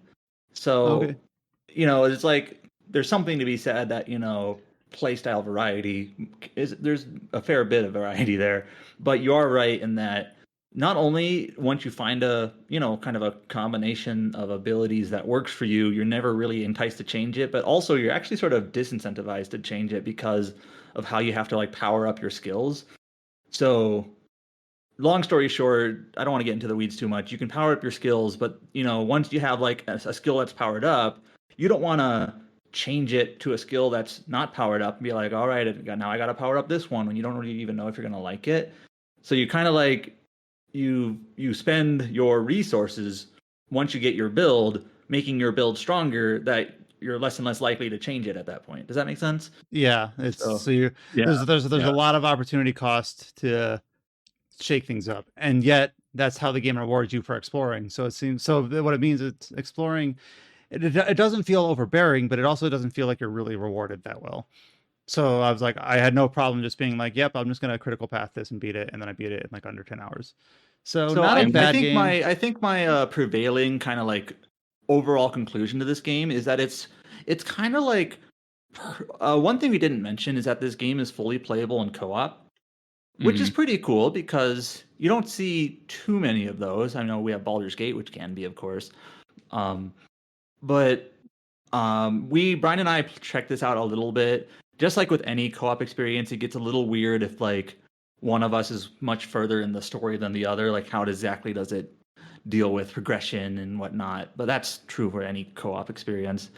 But I would say kind of this is like I'm not trying to be too overly cynical or critical, but this game is kind of like perfect bargain bin material, in that if you can buy this game for cheap, if it's on sale down the line, and you're willing to deal with, some jank, kind of understanding this is a bargain bin game, and like play it with a friend for a 20-hour experience, 15-hour experience, there might be some enjoyment to be had. But it's nothing special. Quentin, do you have any other like accompanying thoughts on your Atlas Fallen? Don't want to like color your thoughts if you were more positive or less positive on it. Oh, I wish I could say I was more positive on it. I really wanted to like this game more than I did. I agree that like the momentum gauge, like the system itself, the mechanic, that's something worth. I'd love to see Deck 13 keep that somehow and iterate on that. Who knows if they will, if they want to, or anything like that. Like it's not the most unique concept in gaming history or anything, but the way that it's implemented, if everything else in the game worked for it rather than sort of against it or around it, in the case of like all the, the small wraiths showing up with the big ones that you were talking about, then this could be something really special. I like how it's sort of like it's a tug of war almost against yourself sometimes, because the higher that it goes, the more damage that you can take, but while you're dishing out more damage. It's cool. I like that. I like that concept, but like you were saying, like Adam, like everything sort of has to keep in tango with it, so that all of these might have been cool, like elite wraiths, like the big, sort of monster hunter like creatures. There's like a dozen of them or whatever. They kind of like shoot themselves in the foot mechanically with that right off the bat, because you just get so tired of fighting the little ones coming out, because you need to build that gauge up. And I think it's hard to critique the aesthetic too much, because like you said, it's kind of the point of like the setting, that the world's all like sandblasted and all that.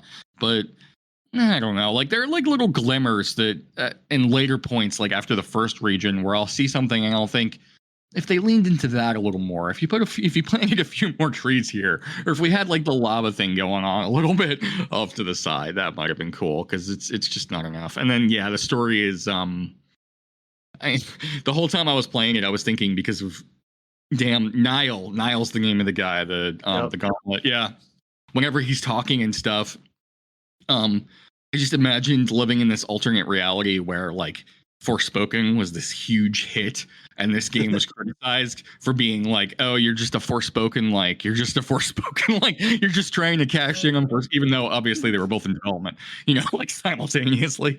Like I wonder if someone at Deck 13, I'm sure I'm just being silly, but someone was like, that game, that's the game. It is weirdly like Forspoken. like not only just the arm thing. That's obviously like a weird coincidence. You have a talking arm, but kind of the game, even like there's some similarities in the world and the exploration and things like that too. So it's very strange. It feels like Forspoken at home, although Forspoken itself isn't really a great game to begin with. So. Yeah. I guess this company sounds like a trend chaser, or maybe they just had this idea at the same time. You chasing that cliff that fast. Yeah, they chased Forspoken in 7 months or whatever. It's like somebody that, everybody, the whole thing about like, oh, everybody's trying to be like God of War's reboot, with all these different studios. Well, imagine if you were the lucky studio that just felt it in your bones the moment that game was announced, and you were just like, we're going to be God of War 2018 in like January 2019. Like, damn, you would sell well. Unfortunately, Forspoken, not a great game. Yeah. So yeah, I mean, that's basically my contribution. I wish I liked it more. Well, so that's Atlas Fallen, and I guess that's a little bit of a reprise on Forspoken. Not a terrible game, not a long game. So if you're just curious, like there's not a lot of opportunity cost in terms of you can play it, be in and out in 15 hours, see what you think. But nothing really that has a lot of staying power there, unfortunately. And those were the 2 major releases for August. Obviously, Baldur's Gate got 2 podcast focuses, and then Atlas Fallen we finally got a chance to talk about, only for it to fall a little flat, so that's unfortunate there. With that, we will head into the news section. Before we move on, so Quentin, usually the news section takes us maybe 45 minutes or so, maybe half an hour. This one looks a little bit shorter. Are you able to stick around, or did you need to head out? Oh, I don't mind sticking around. I don't know if I'll have any input, but if something feels really organic, I can chime in. Sure, yeah. All right, yeah, we encourage it. So we had a few announcements this week. We had some sort of THQ event that I think we all forgot about until it happened. So we have a few announcements from there. And then we had the announcement that we teased up at the very end of last week. And that was we had a scheduled event from Koei Tecmo and Gust, where the newest entry in the Atelier series was slated to be announced. And of course, we're coming off the well-regarded trilogy of Atelier Ryza. Just a couple years back, we had the surprise sequel, Atelier Sophie 2. We had the remake of Atelier Marie. So what would a new Atelier game look like? Well, this is what it looks like. Gust Games and Koei Tecmo announced Atelier Resleriana will launch for PC and mobile devices in Japan this year as a free-to-play game. It's a gacha game. How sad. So yes, they were so good. The response to this game has been sort of amusing, kind of funny in a weird way. Although there's some genuine people, there is some genuine upset around this, because people, even though we've already gotten 2 Atelier games this year, one being a new game in Ryza 3 and one being a remake, it's not too uncommon for this series to have like at least 1 game a year. Yeah. So, but the fact that this game is kind of going the mobile route, kind of the mobile PC route, there's been comparisons to Genshin, which is also a mobile PC game, although that game also has, a PlayStation version. But yeah, definitely on our Twitter feed, people were not happy about this. And generally speaking, I know a lot of people do like Genshin, and a lot of people do like Honkai Star Rail. Even though those games are structured as gacha games, there's a lot of noise whenever there's another gacha announcement, and this one is no exception. So one thing that's sort of interesting to note is that in recent years, when Koei Tecmo has announced games during Japanese events, the Western branch has been pretty quick in following up, confirming localizations. This is true for recent Atelier games like Blue Reflection 2, the Fate game, and just in this current day and age, usually those localization announcements come around pretty quickly, but not on this one. And that's interesting. Obviously, I don't know if we expected it, being this game is sort of structured differently, but right now this game is not confirmed for the West, and it's one of those games where I can't. In most cases, I would say it's definitely coming, but it's I don't know about this one. it's interesting. Or at least if it comes, when will it be right away or will it be delayed? I don't know. I think the last one they have a mobile game too. It was Japanese only, if I remembered. I know there's an Atelier online. I don't remember who localized it, if anyone did. But, I don't know. It should be end of service by now. I don't think it exists anymore. Now, I know people have pointed out screenshots that show currency and stamina and those sorts of things. And the word gotcha. Yeah. We don't really know exactly how it's going to work. It's perhaps worth mentioning that when they announced this game, it is, by Koei Tecmo's definition, mainline. I forget if they call it A24 or A25. I've lost count. But when they revealed the game, they put that little label on it that basically says this is the 25th Atelier game, and it's this structure. It might be 24 or 25. I forgot, but they numbered it, which by their definition is like, this is a mainline game. It's in our mainline list. So we'll see. Definitely. Gotta wonder if that was a Koei Tecmo decision instead of a Gus decision now. Because if like the previous Atelier mobile games didn't do super hot, then it could just be a thing where it's like, oh, maybe people will actually give this one a shot if we say it's mainline, even if in practice not really. Looks like it is A25. Now, when you're watching the trailer doesn't really show a lot of like combat, if I remember correctly. It's mostly showing like the different characters. You meet Resleriana, or I don't know what her nickname's going to be, and then there's like a girl with cat ears, a guy with blonde hair, and it looks pretty good. And these games seem to get do pretty well with like the character designs and the character art and whatnot. But I guess, do we know how it plays? I guess maybe it doesn't matter. But anyways, I guess it wasn't immediately obvious that this was a mobile game when it's just showing all the different characters. But I don't know how it plays, and maybe that makes it more obvious.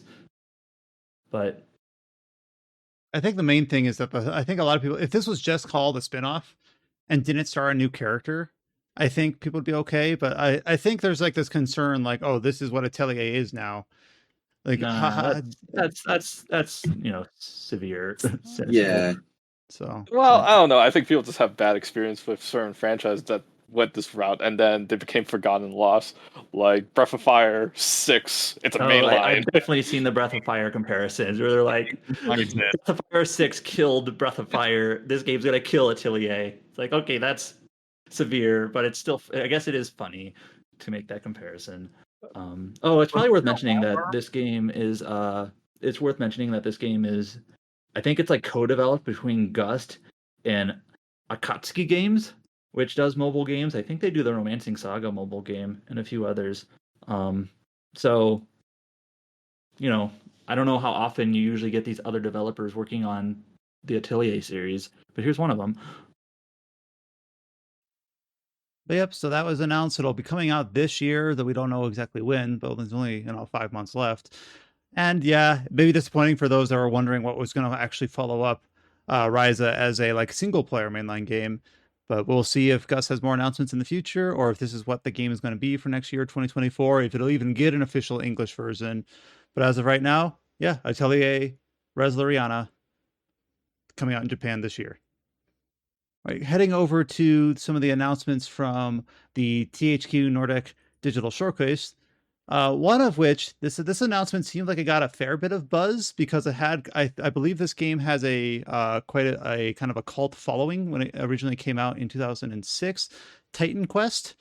THQ Nordic has announced Titan Quest 2 coming out, or I guess it doesn't have an official release window, but announced for PC, PlayStation 5, and Xbox Series X and S.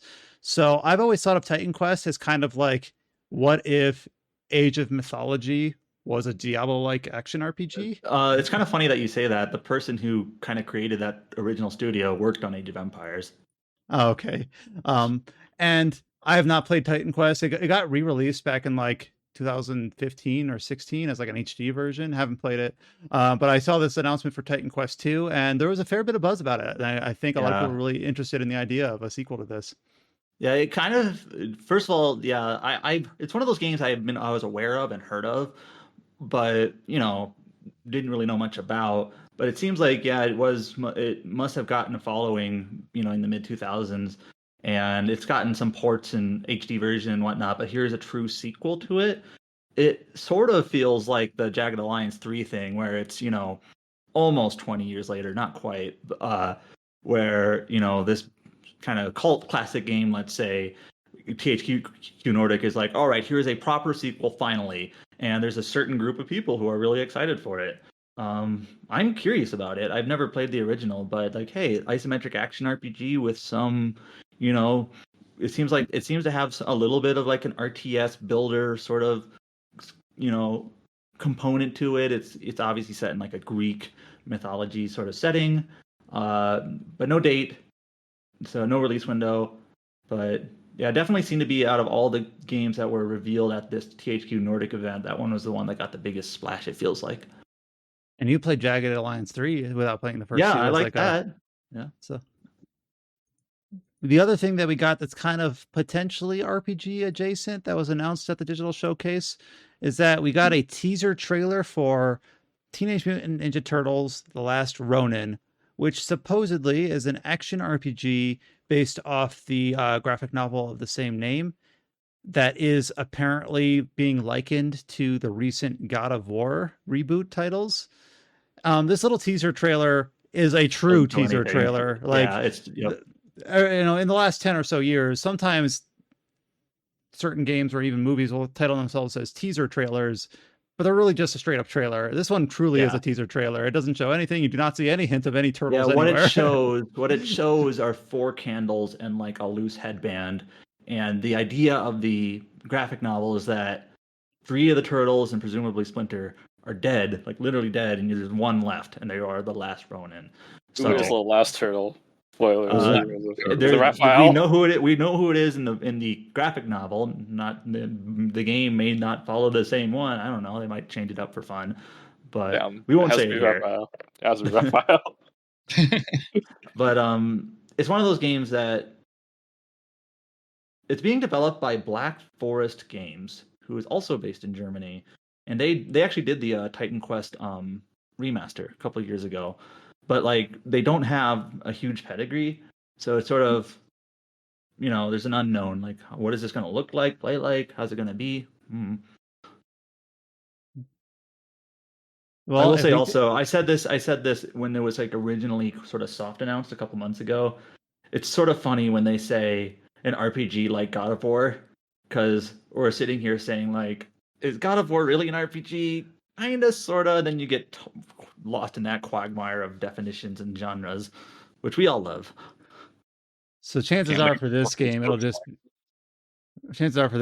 be, hey, if someone on the site is really eager to play it, they're a huge TMNT fan, chances are we'll cover it, but we won't treat it like, an obligation unless if someone's not interested. Obviously right now we don't really have anything to go off of other than what they say. Yeah. So.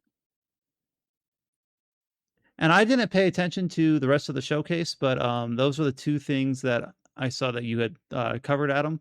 There was one other thing. They showed like a quick little, like, kind of a weird clip/trailer from the Gothic remake. I had that lower on our little outline here. Yeah. Oh, okay. Sorry. So I'm preempting you here, but it's just sort of like you're following kind of this, like, I don't know, what's the word, like vagabond punk sort of guy in this kind of this dusty medieval grungy little town that's basically wood houses and muddy and whatnot, and he's like stealing people's pockets and whatnot, and then he gets his head bashed in because he got caught. It's kind of weird. I've never played Gothic, the original. I know people, especially in Europe from that time period, the early 2000s, are really fond of it. I know that the demo that they did for Gothic Remake several years ago now seemed to have get mixed reception in terms of what people were expecting from a remake. So when I see this trailer, it doesn't really register for me. I'm not saying I'm not interested. I'm sort of interested in this, but it's just, it doesn't really show much. Well, remember a couple of months ago, maybe late last year, we had the trailer where they were in like a mine. That was like, last August. But a year ago. It was almost more like an engine trailer where they were like just floating through the mine. check out the lighting, check out what's going on. This is sort of feels like it's in the same vein. And maybe it's one of those things where I don't think anyone here has played the original Gothic. So we don't on really... Twitch next month. That's true. That weird announcement. Well, I shouldn't say weird. Out of nowhere announcement.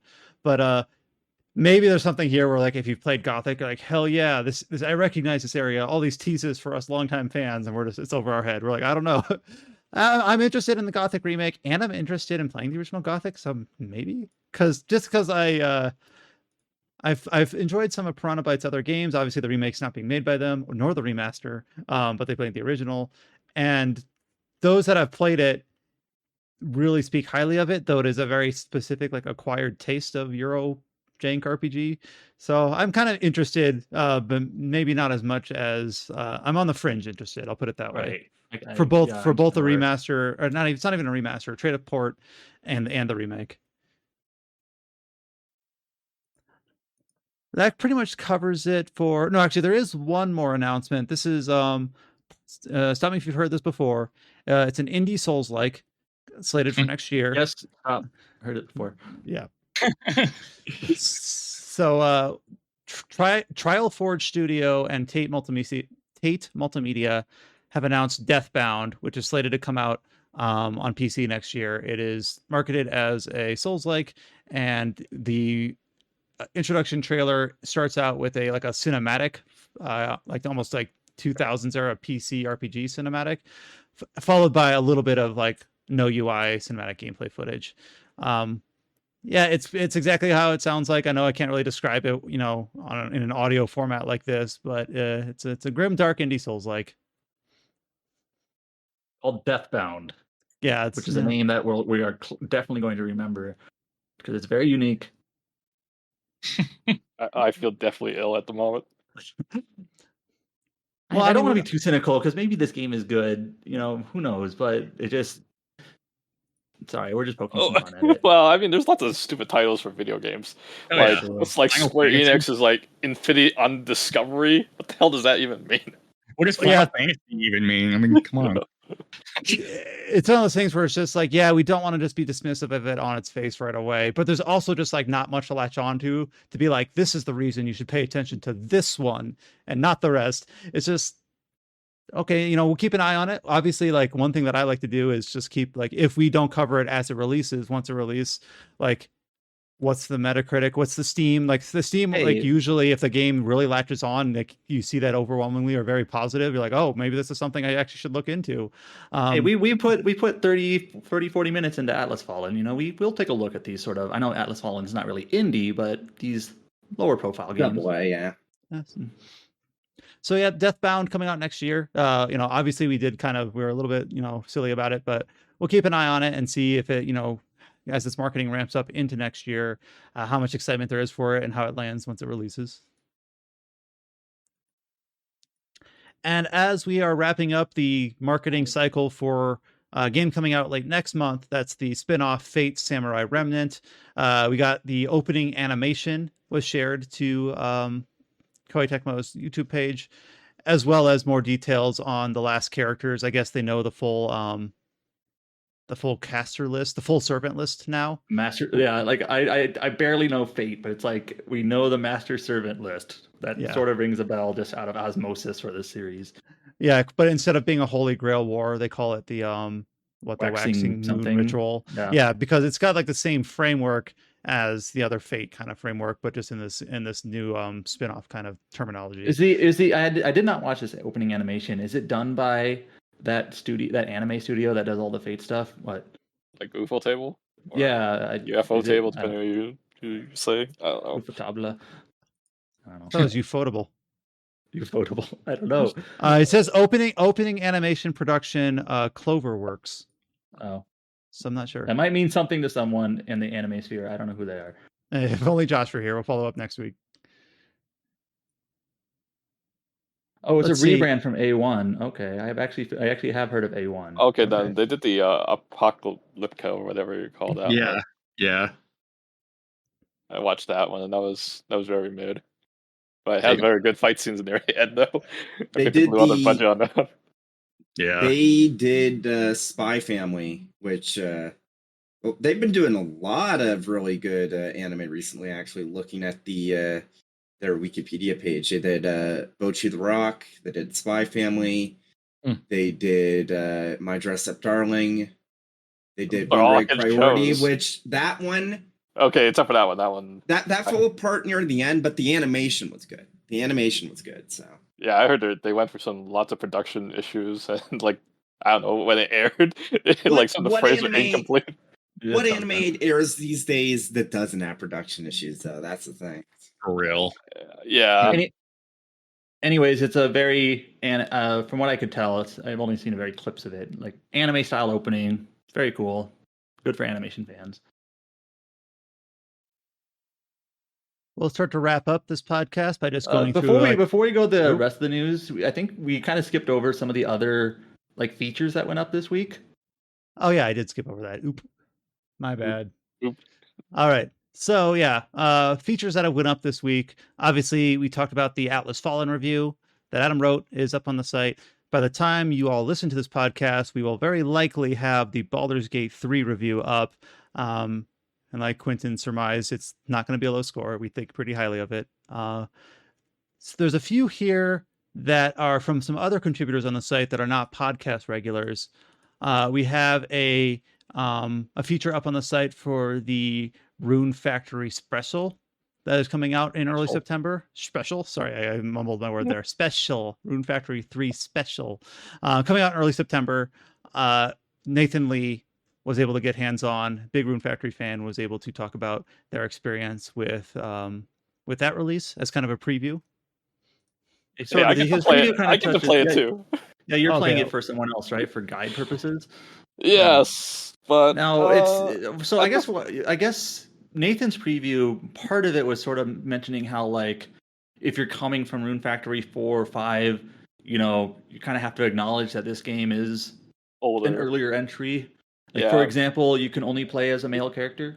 Yeah, that is right. So I know a lot of women like these games and probably would like to play as a female character if they could, but you can't. Yeah, like when they made the 4th one, their sales like nearly doubled. So they've discovered there's a huge audience for this. So, it's like, oh, better aim for that demographic, right? I mean, if they want to do like a full effort remake, they could have like had a female protagonist.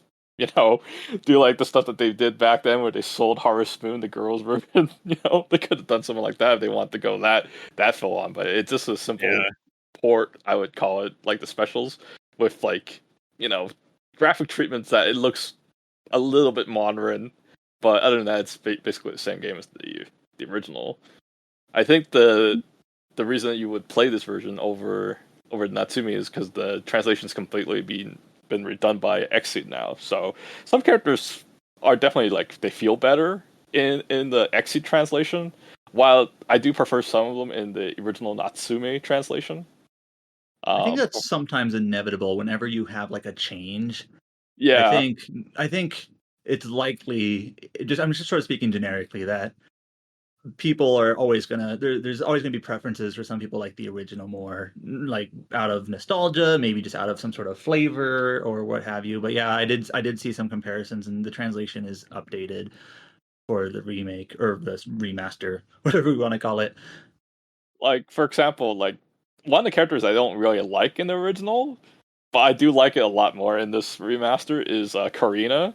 She's like this shopkeeper that is extremely lazy. She does not give a crap. And the new translation does her character a lot of wonders.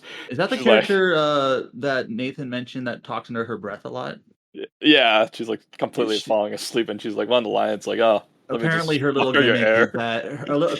gimmick is that whenever she talks under her breath, that's sort of like what she really means. And when she's like talking normally, she's like very guarded.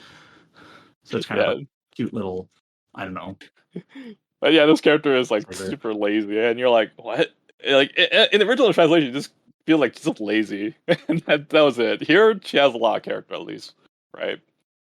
But Nathan mentioned her in the preview, but like the thing is that I feel like that does it better in the original would be something like Sophia, the opposite talk girl. Her dialogue in the original, because they took so much liberties to the dialogue, it's just so over the top. Like one of the confession lines at the end, she basically like wish an animal would fucking kill you. Oh, Like, I've seen this meme. yeah, and you're like, what? That's kind of like how much she's trying to express how much she loved you, right? Mhm. And if you just follow the original Japanese dialogue, she just say "daikiai" as in like "I hate you."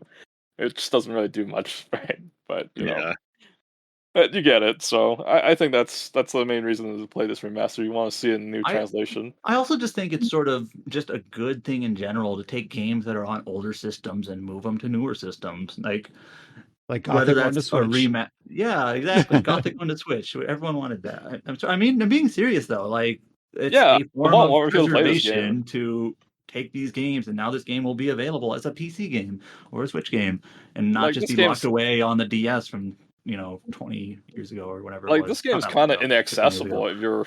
unless you're a pirate, because if you want to go on eBay and buy like the third one on the DS, they go for like $100 to $200 like USD just for like a cartridge alone. So I think there's just value in porting it too, and remaster. So, but yeah, I still highly recommend this. I still think it's probably the better Rune Factory's game without some weird mechanics that ruin your experience. I think there is only one thing that I do not like about the third one. Now that I'm replaying it again, a lot of the times when you're doing the story, if you had a side quest or like an activity request that you accepted, the story events don't pop, and you just wonder, did you did something wrong? No, you have to like drop your side quest before the story events appear. I think that's like my only gripes with the game, and I wish they addressed that in some way. But yeah, that'll be coming out in less than a month in early September. We got a new feature up on the site from a freelancer that I believe this is coming out of, correct me if I'm wrong, Adam, out of Bit Summit. And that's this preview for a Steam single developer RPG called Dome King Cabbage. And actually, let me correct myself. It's not an RPG. It's a visual novel set in the world of a monster hunting RPG. So it has a very unique art style. It's kind of like a mix between like psychedelic and claymation, sort of, and first person, as far as I can tell, art style.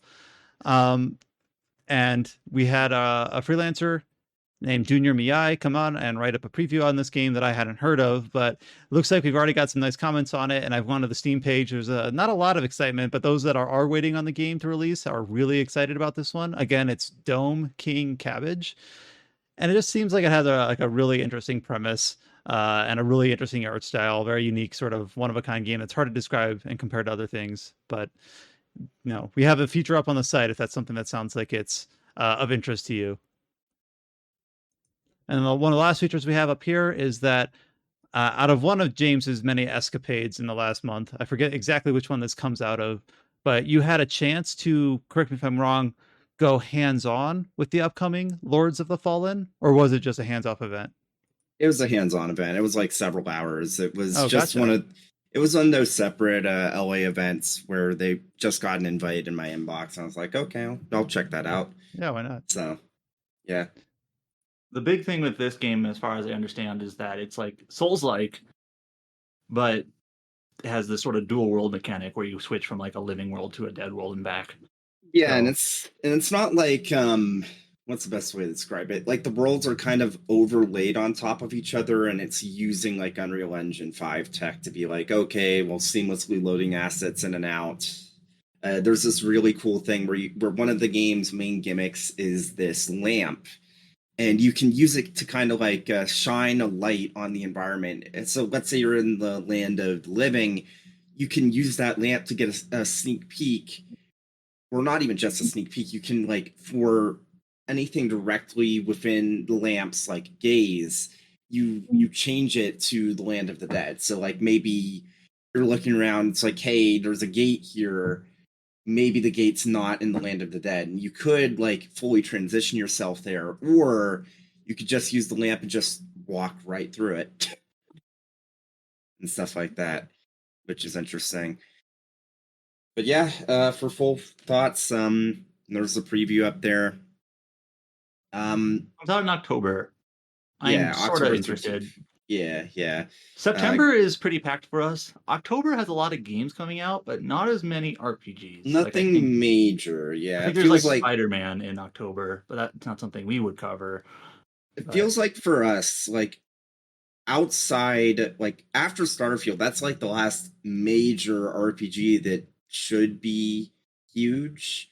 Like yeah, so September we have Starfield. There's Fate Samurai Remnant. There's the Dragon Quest action RPG.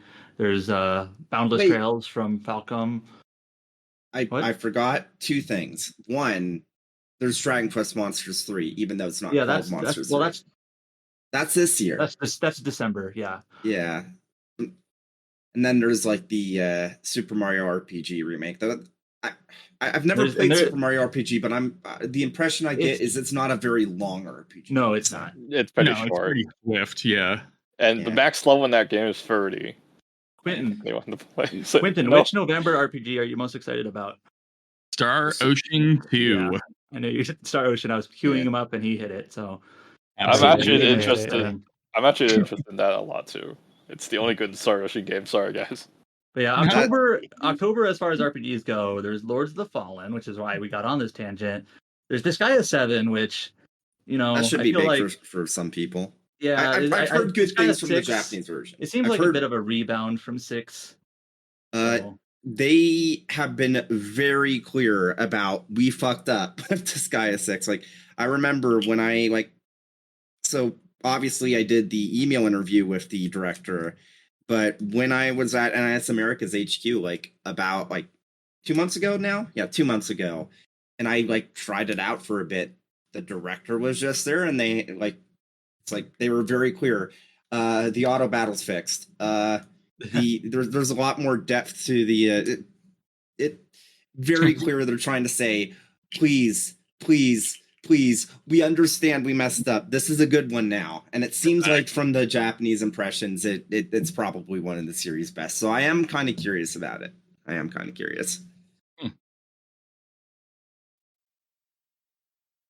And that, I think, covers all of the different previews and Did you mention Stray Gods? Oh, no, I didn't. I missed that one.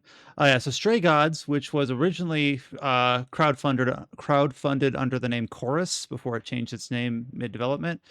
This is the one that has the, they call it the role-playing musical. It's got a lot of the, what's the name of that role-playing voice acting group? Critical Role. That's it. Critical Role. It's got a lot of those voice actors in there. The main protagonist is being voiced by Laura Bailey. So this has been a game that James had a chance to preview, and then Paige was able to put up a review. It came out on the 10th, and Paige put up a review for it. But Paige, who has played a few visual novels, which is where this game kind of falls, had just a few frustrations with the game. And I don't know the genre well enough to be able to speak to these too articulately, but it sounded like Paige didn't like how you can't really retry songs that easily. Just kind of a few quality of life things that she thought were kind of lacking for this game in terms of that other visual novels tend to have. Adam, I don't know if you were able to parse that better. Yeah, I know you were discussing it with her. I was talking with her and I was editing her review. She liked the music, and she thought that was a highlight, which it should be, and that's the kind of the unique thing about this game. One thing that's kind of a taste thing is that it's called a role-playing musical, but there's not a lot of role-playing. The role-playing element comes into dialogue choices that you make do move the story in different ways, and maybe more interestingly, they do affect permutations of the songs that you sing.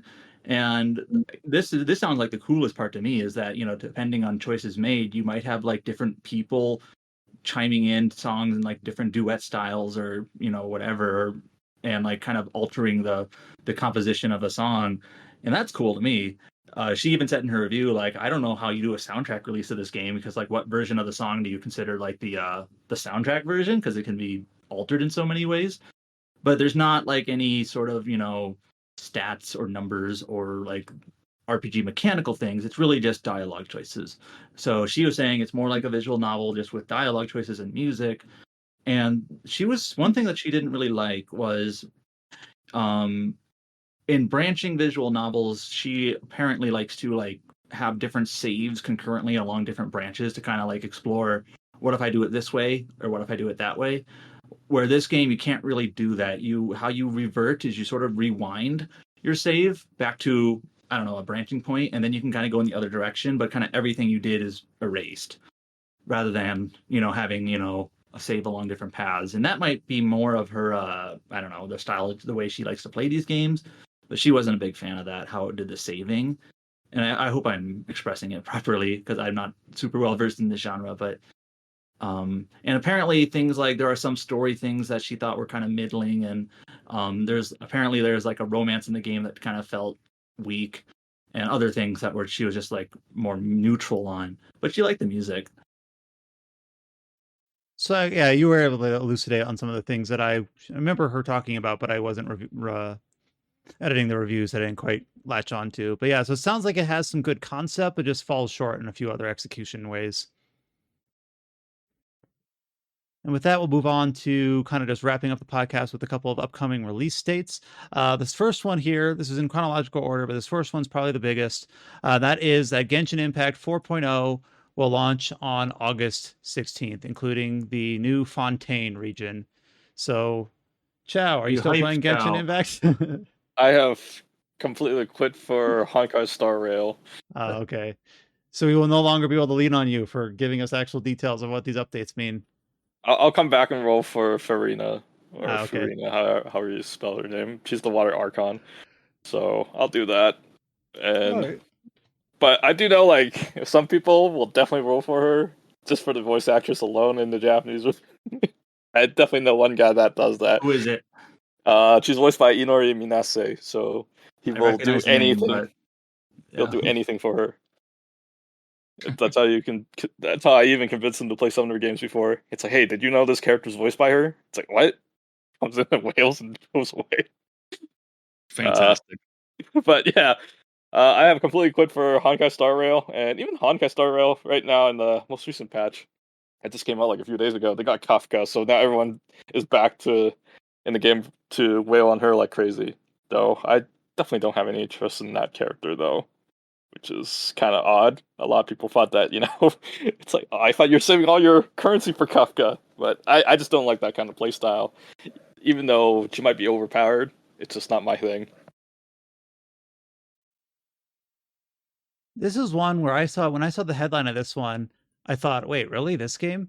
And that is Dragon Ball Z Kakarot is getting another DLC, the 23rd World Tournament. That's the one where Goku originally fights Piccolo, young Piccolo, on August 17th. Sorry. Yeah, the 17th.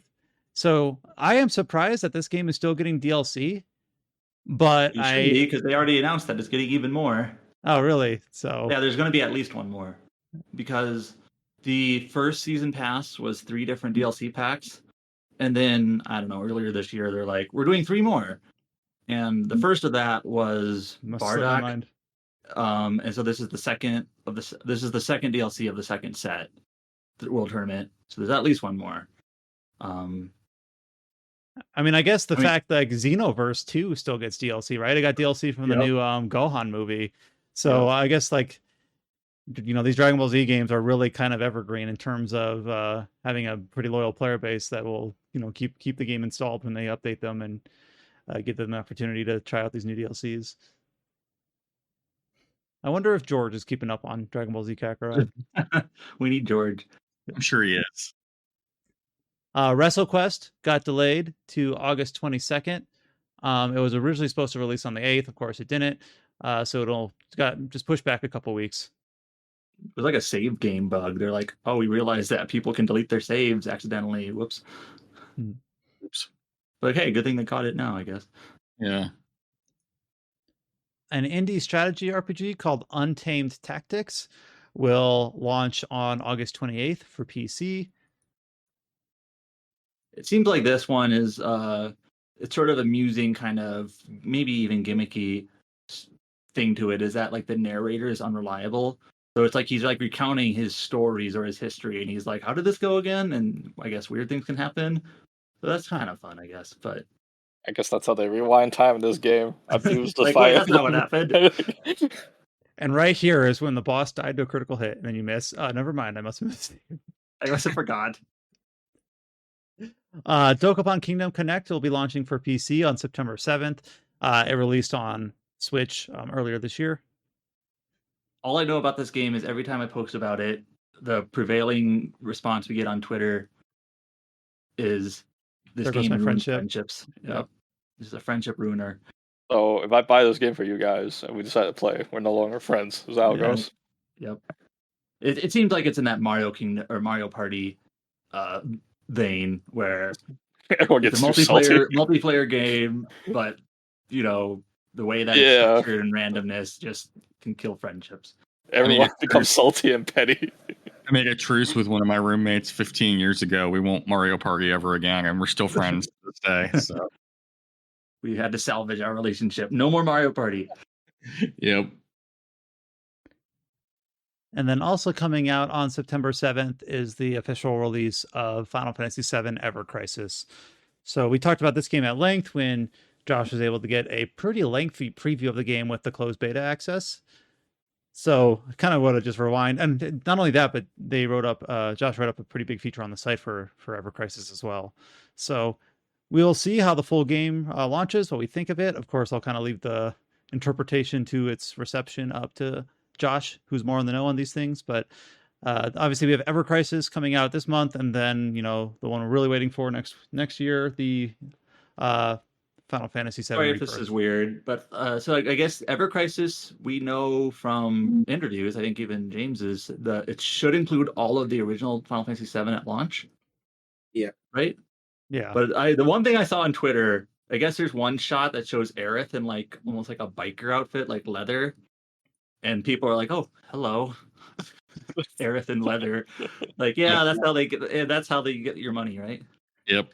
Outfits like that. I would probably play this game if they added the what's that story called? Is it Before Crisis? I think it's supposed to be included somehow, just maybe not right away. Yeah. I'll start playing it for that because there's like no access to that story whatsoever. So it's like, well, I'll get it for that reason. Obviously, I don't want to deal with all the gacha and all that mechanics, but I heard it's not that bad in this game. Is that what people said? The story is not supposed to require stamina, but I guess I shouldn't even talk. I'm not well versed in this structure of game. Like I feel like gacha games, like this main story is very easy. The main problem is it's like if you want to clear all the difficult content, then you had to start to play either like crazy or you had to whale. You had to stick it either two of these categories. Your time, or is it your money that's more important? And that covers us with all the upcoming release dates, all within the next, within a month, all those release dates that we just went through. Of course, obviously the big release coming up in September is Starfield. And then we've already talked about things like Star Ocean, other games like Spider-Man that aren't in our purview, but certainly people will be playing. Of course, there's Armored Core as well at the end of the month. So pretty busy times ahead. So those of us that are currently playing Baldur's Gate 3, we have a lot of incentive to, get through this one before our plate becomes too full. But before I start wrapping up with the sign off, I do want to say just thank you for Quentin for jumping on this week's podcast to talk at length with us about both Baldur's Gate 3 and a little bit on Atlas Fallen. Yeah, I appreciate it. It was good to be here. Cool. You come in more often. I should. Maybe when we're talking about Starfield. There we go. And then hopefully Josh is feeling better and we'll be back next week. I will not be here the next 2 weeks, so I trust the crew to hold down the fort. I come back and I'm like Donald Glover holding the pizza. It's on fire with that guy in the meme. Yeah, so all right. Well, hopefully we'll come to that. But thank you so much for listening to the Tetracast. You can find all the features that we talked about up on our website at rpgsite.net. You can find RPG Site on all the social media platforms. Just search for RPG Site on Facebook, Instagram, YouTube, or the site formerly known as Twitter, and you should be able to find us. You can join our Discord at discord.gg/RPG Site or hit the link at the top of our homepage. And we will be back next week with another episode of the Tetracast. Thank you so much for listening. Until you hear from us next time, stay safe and take care. And we will talk to you all later.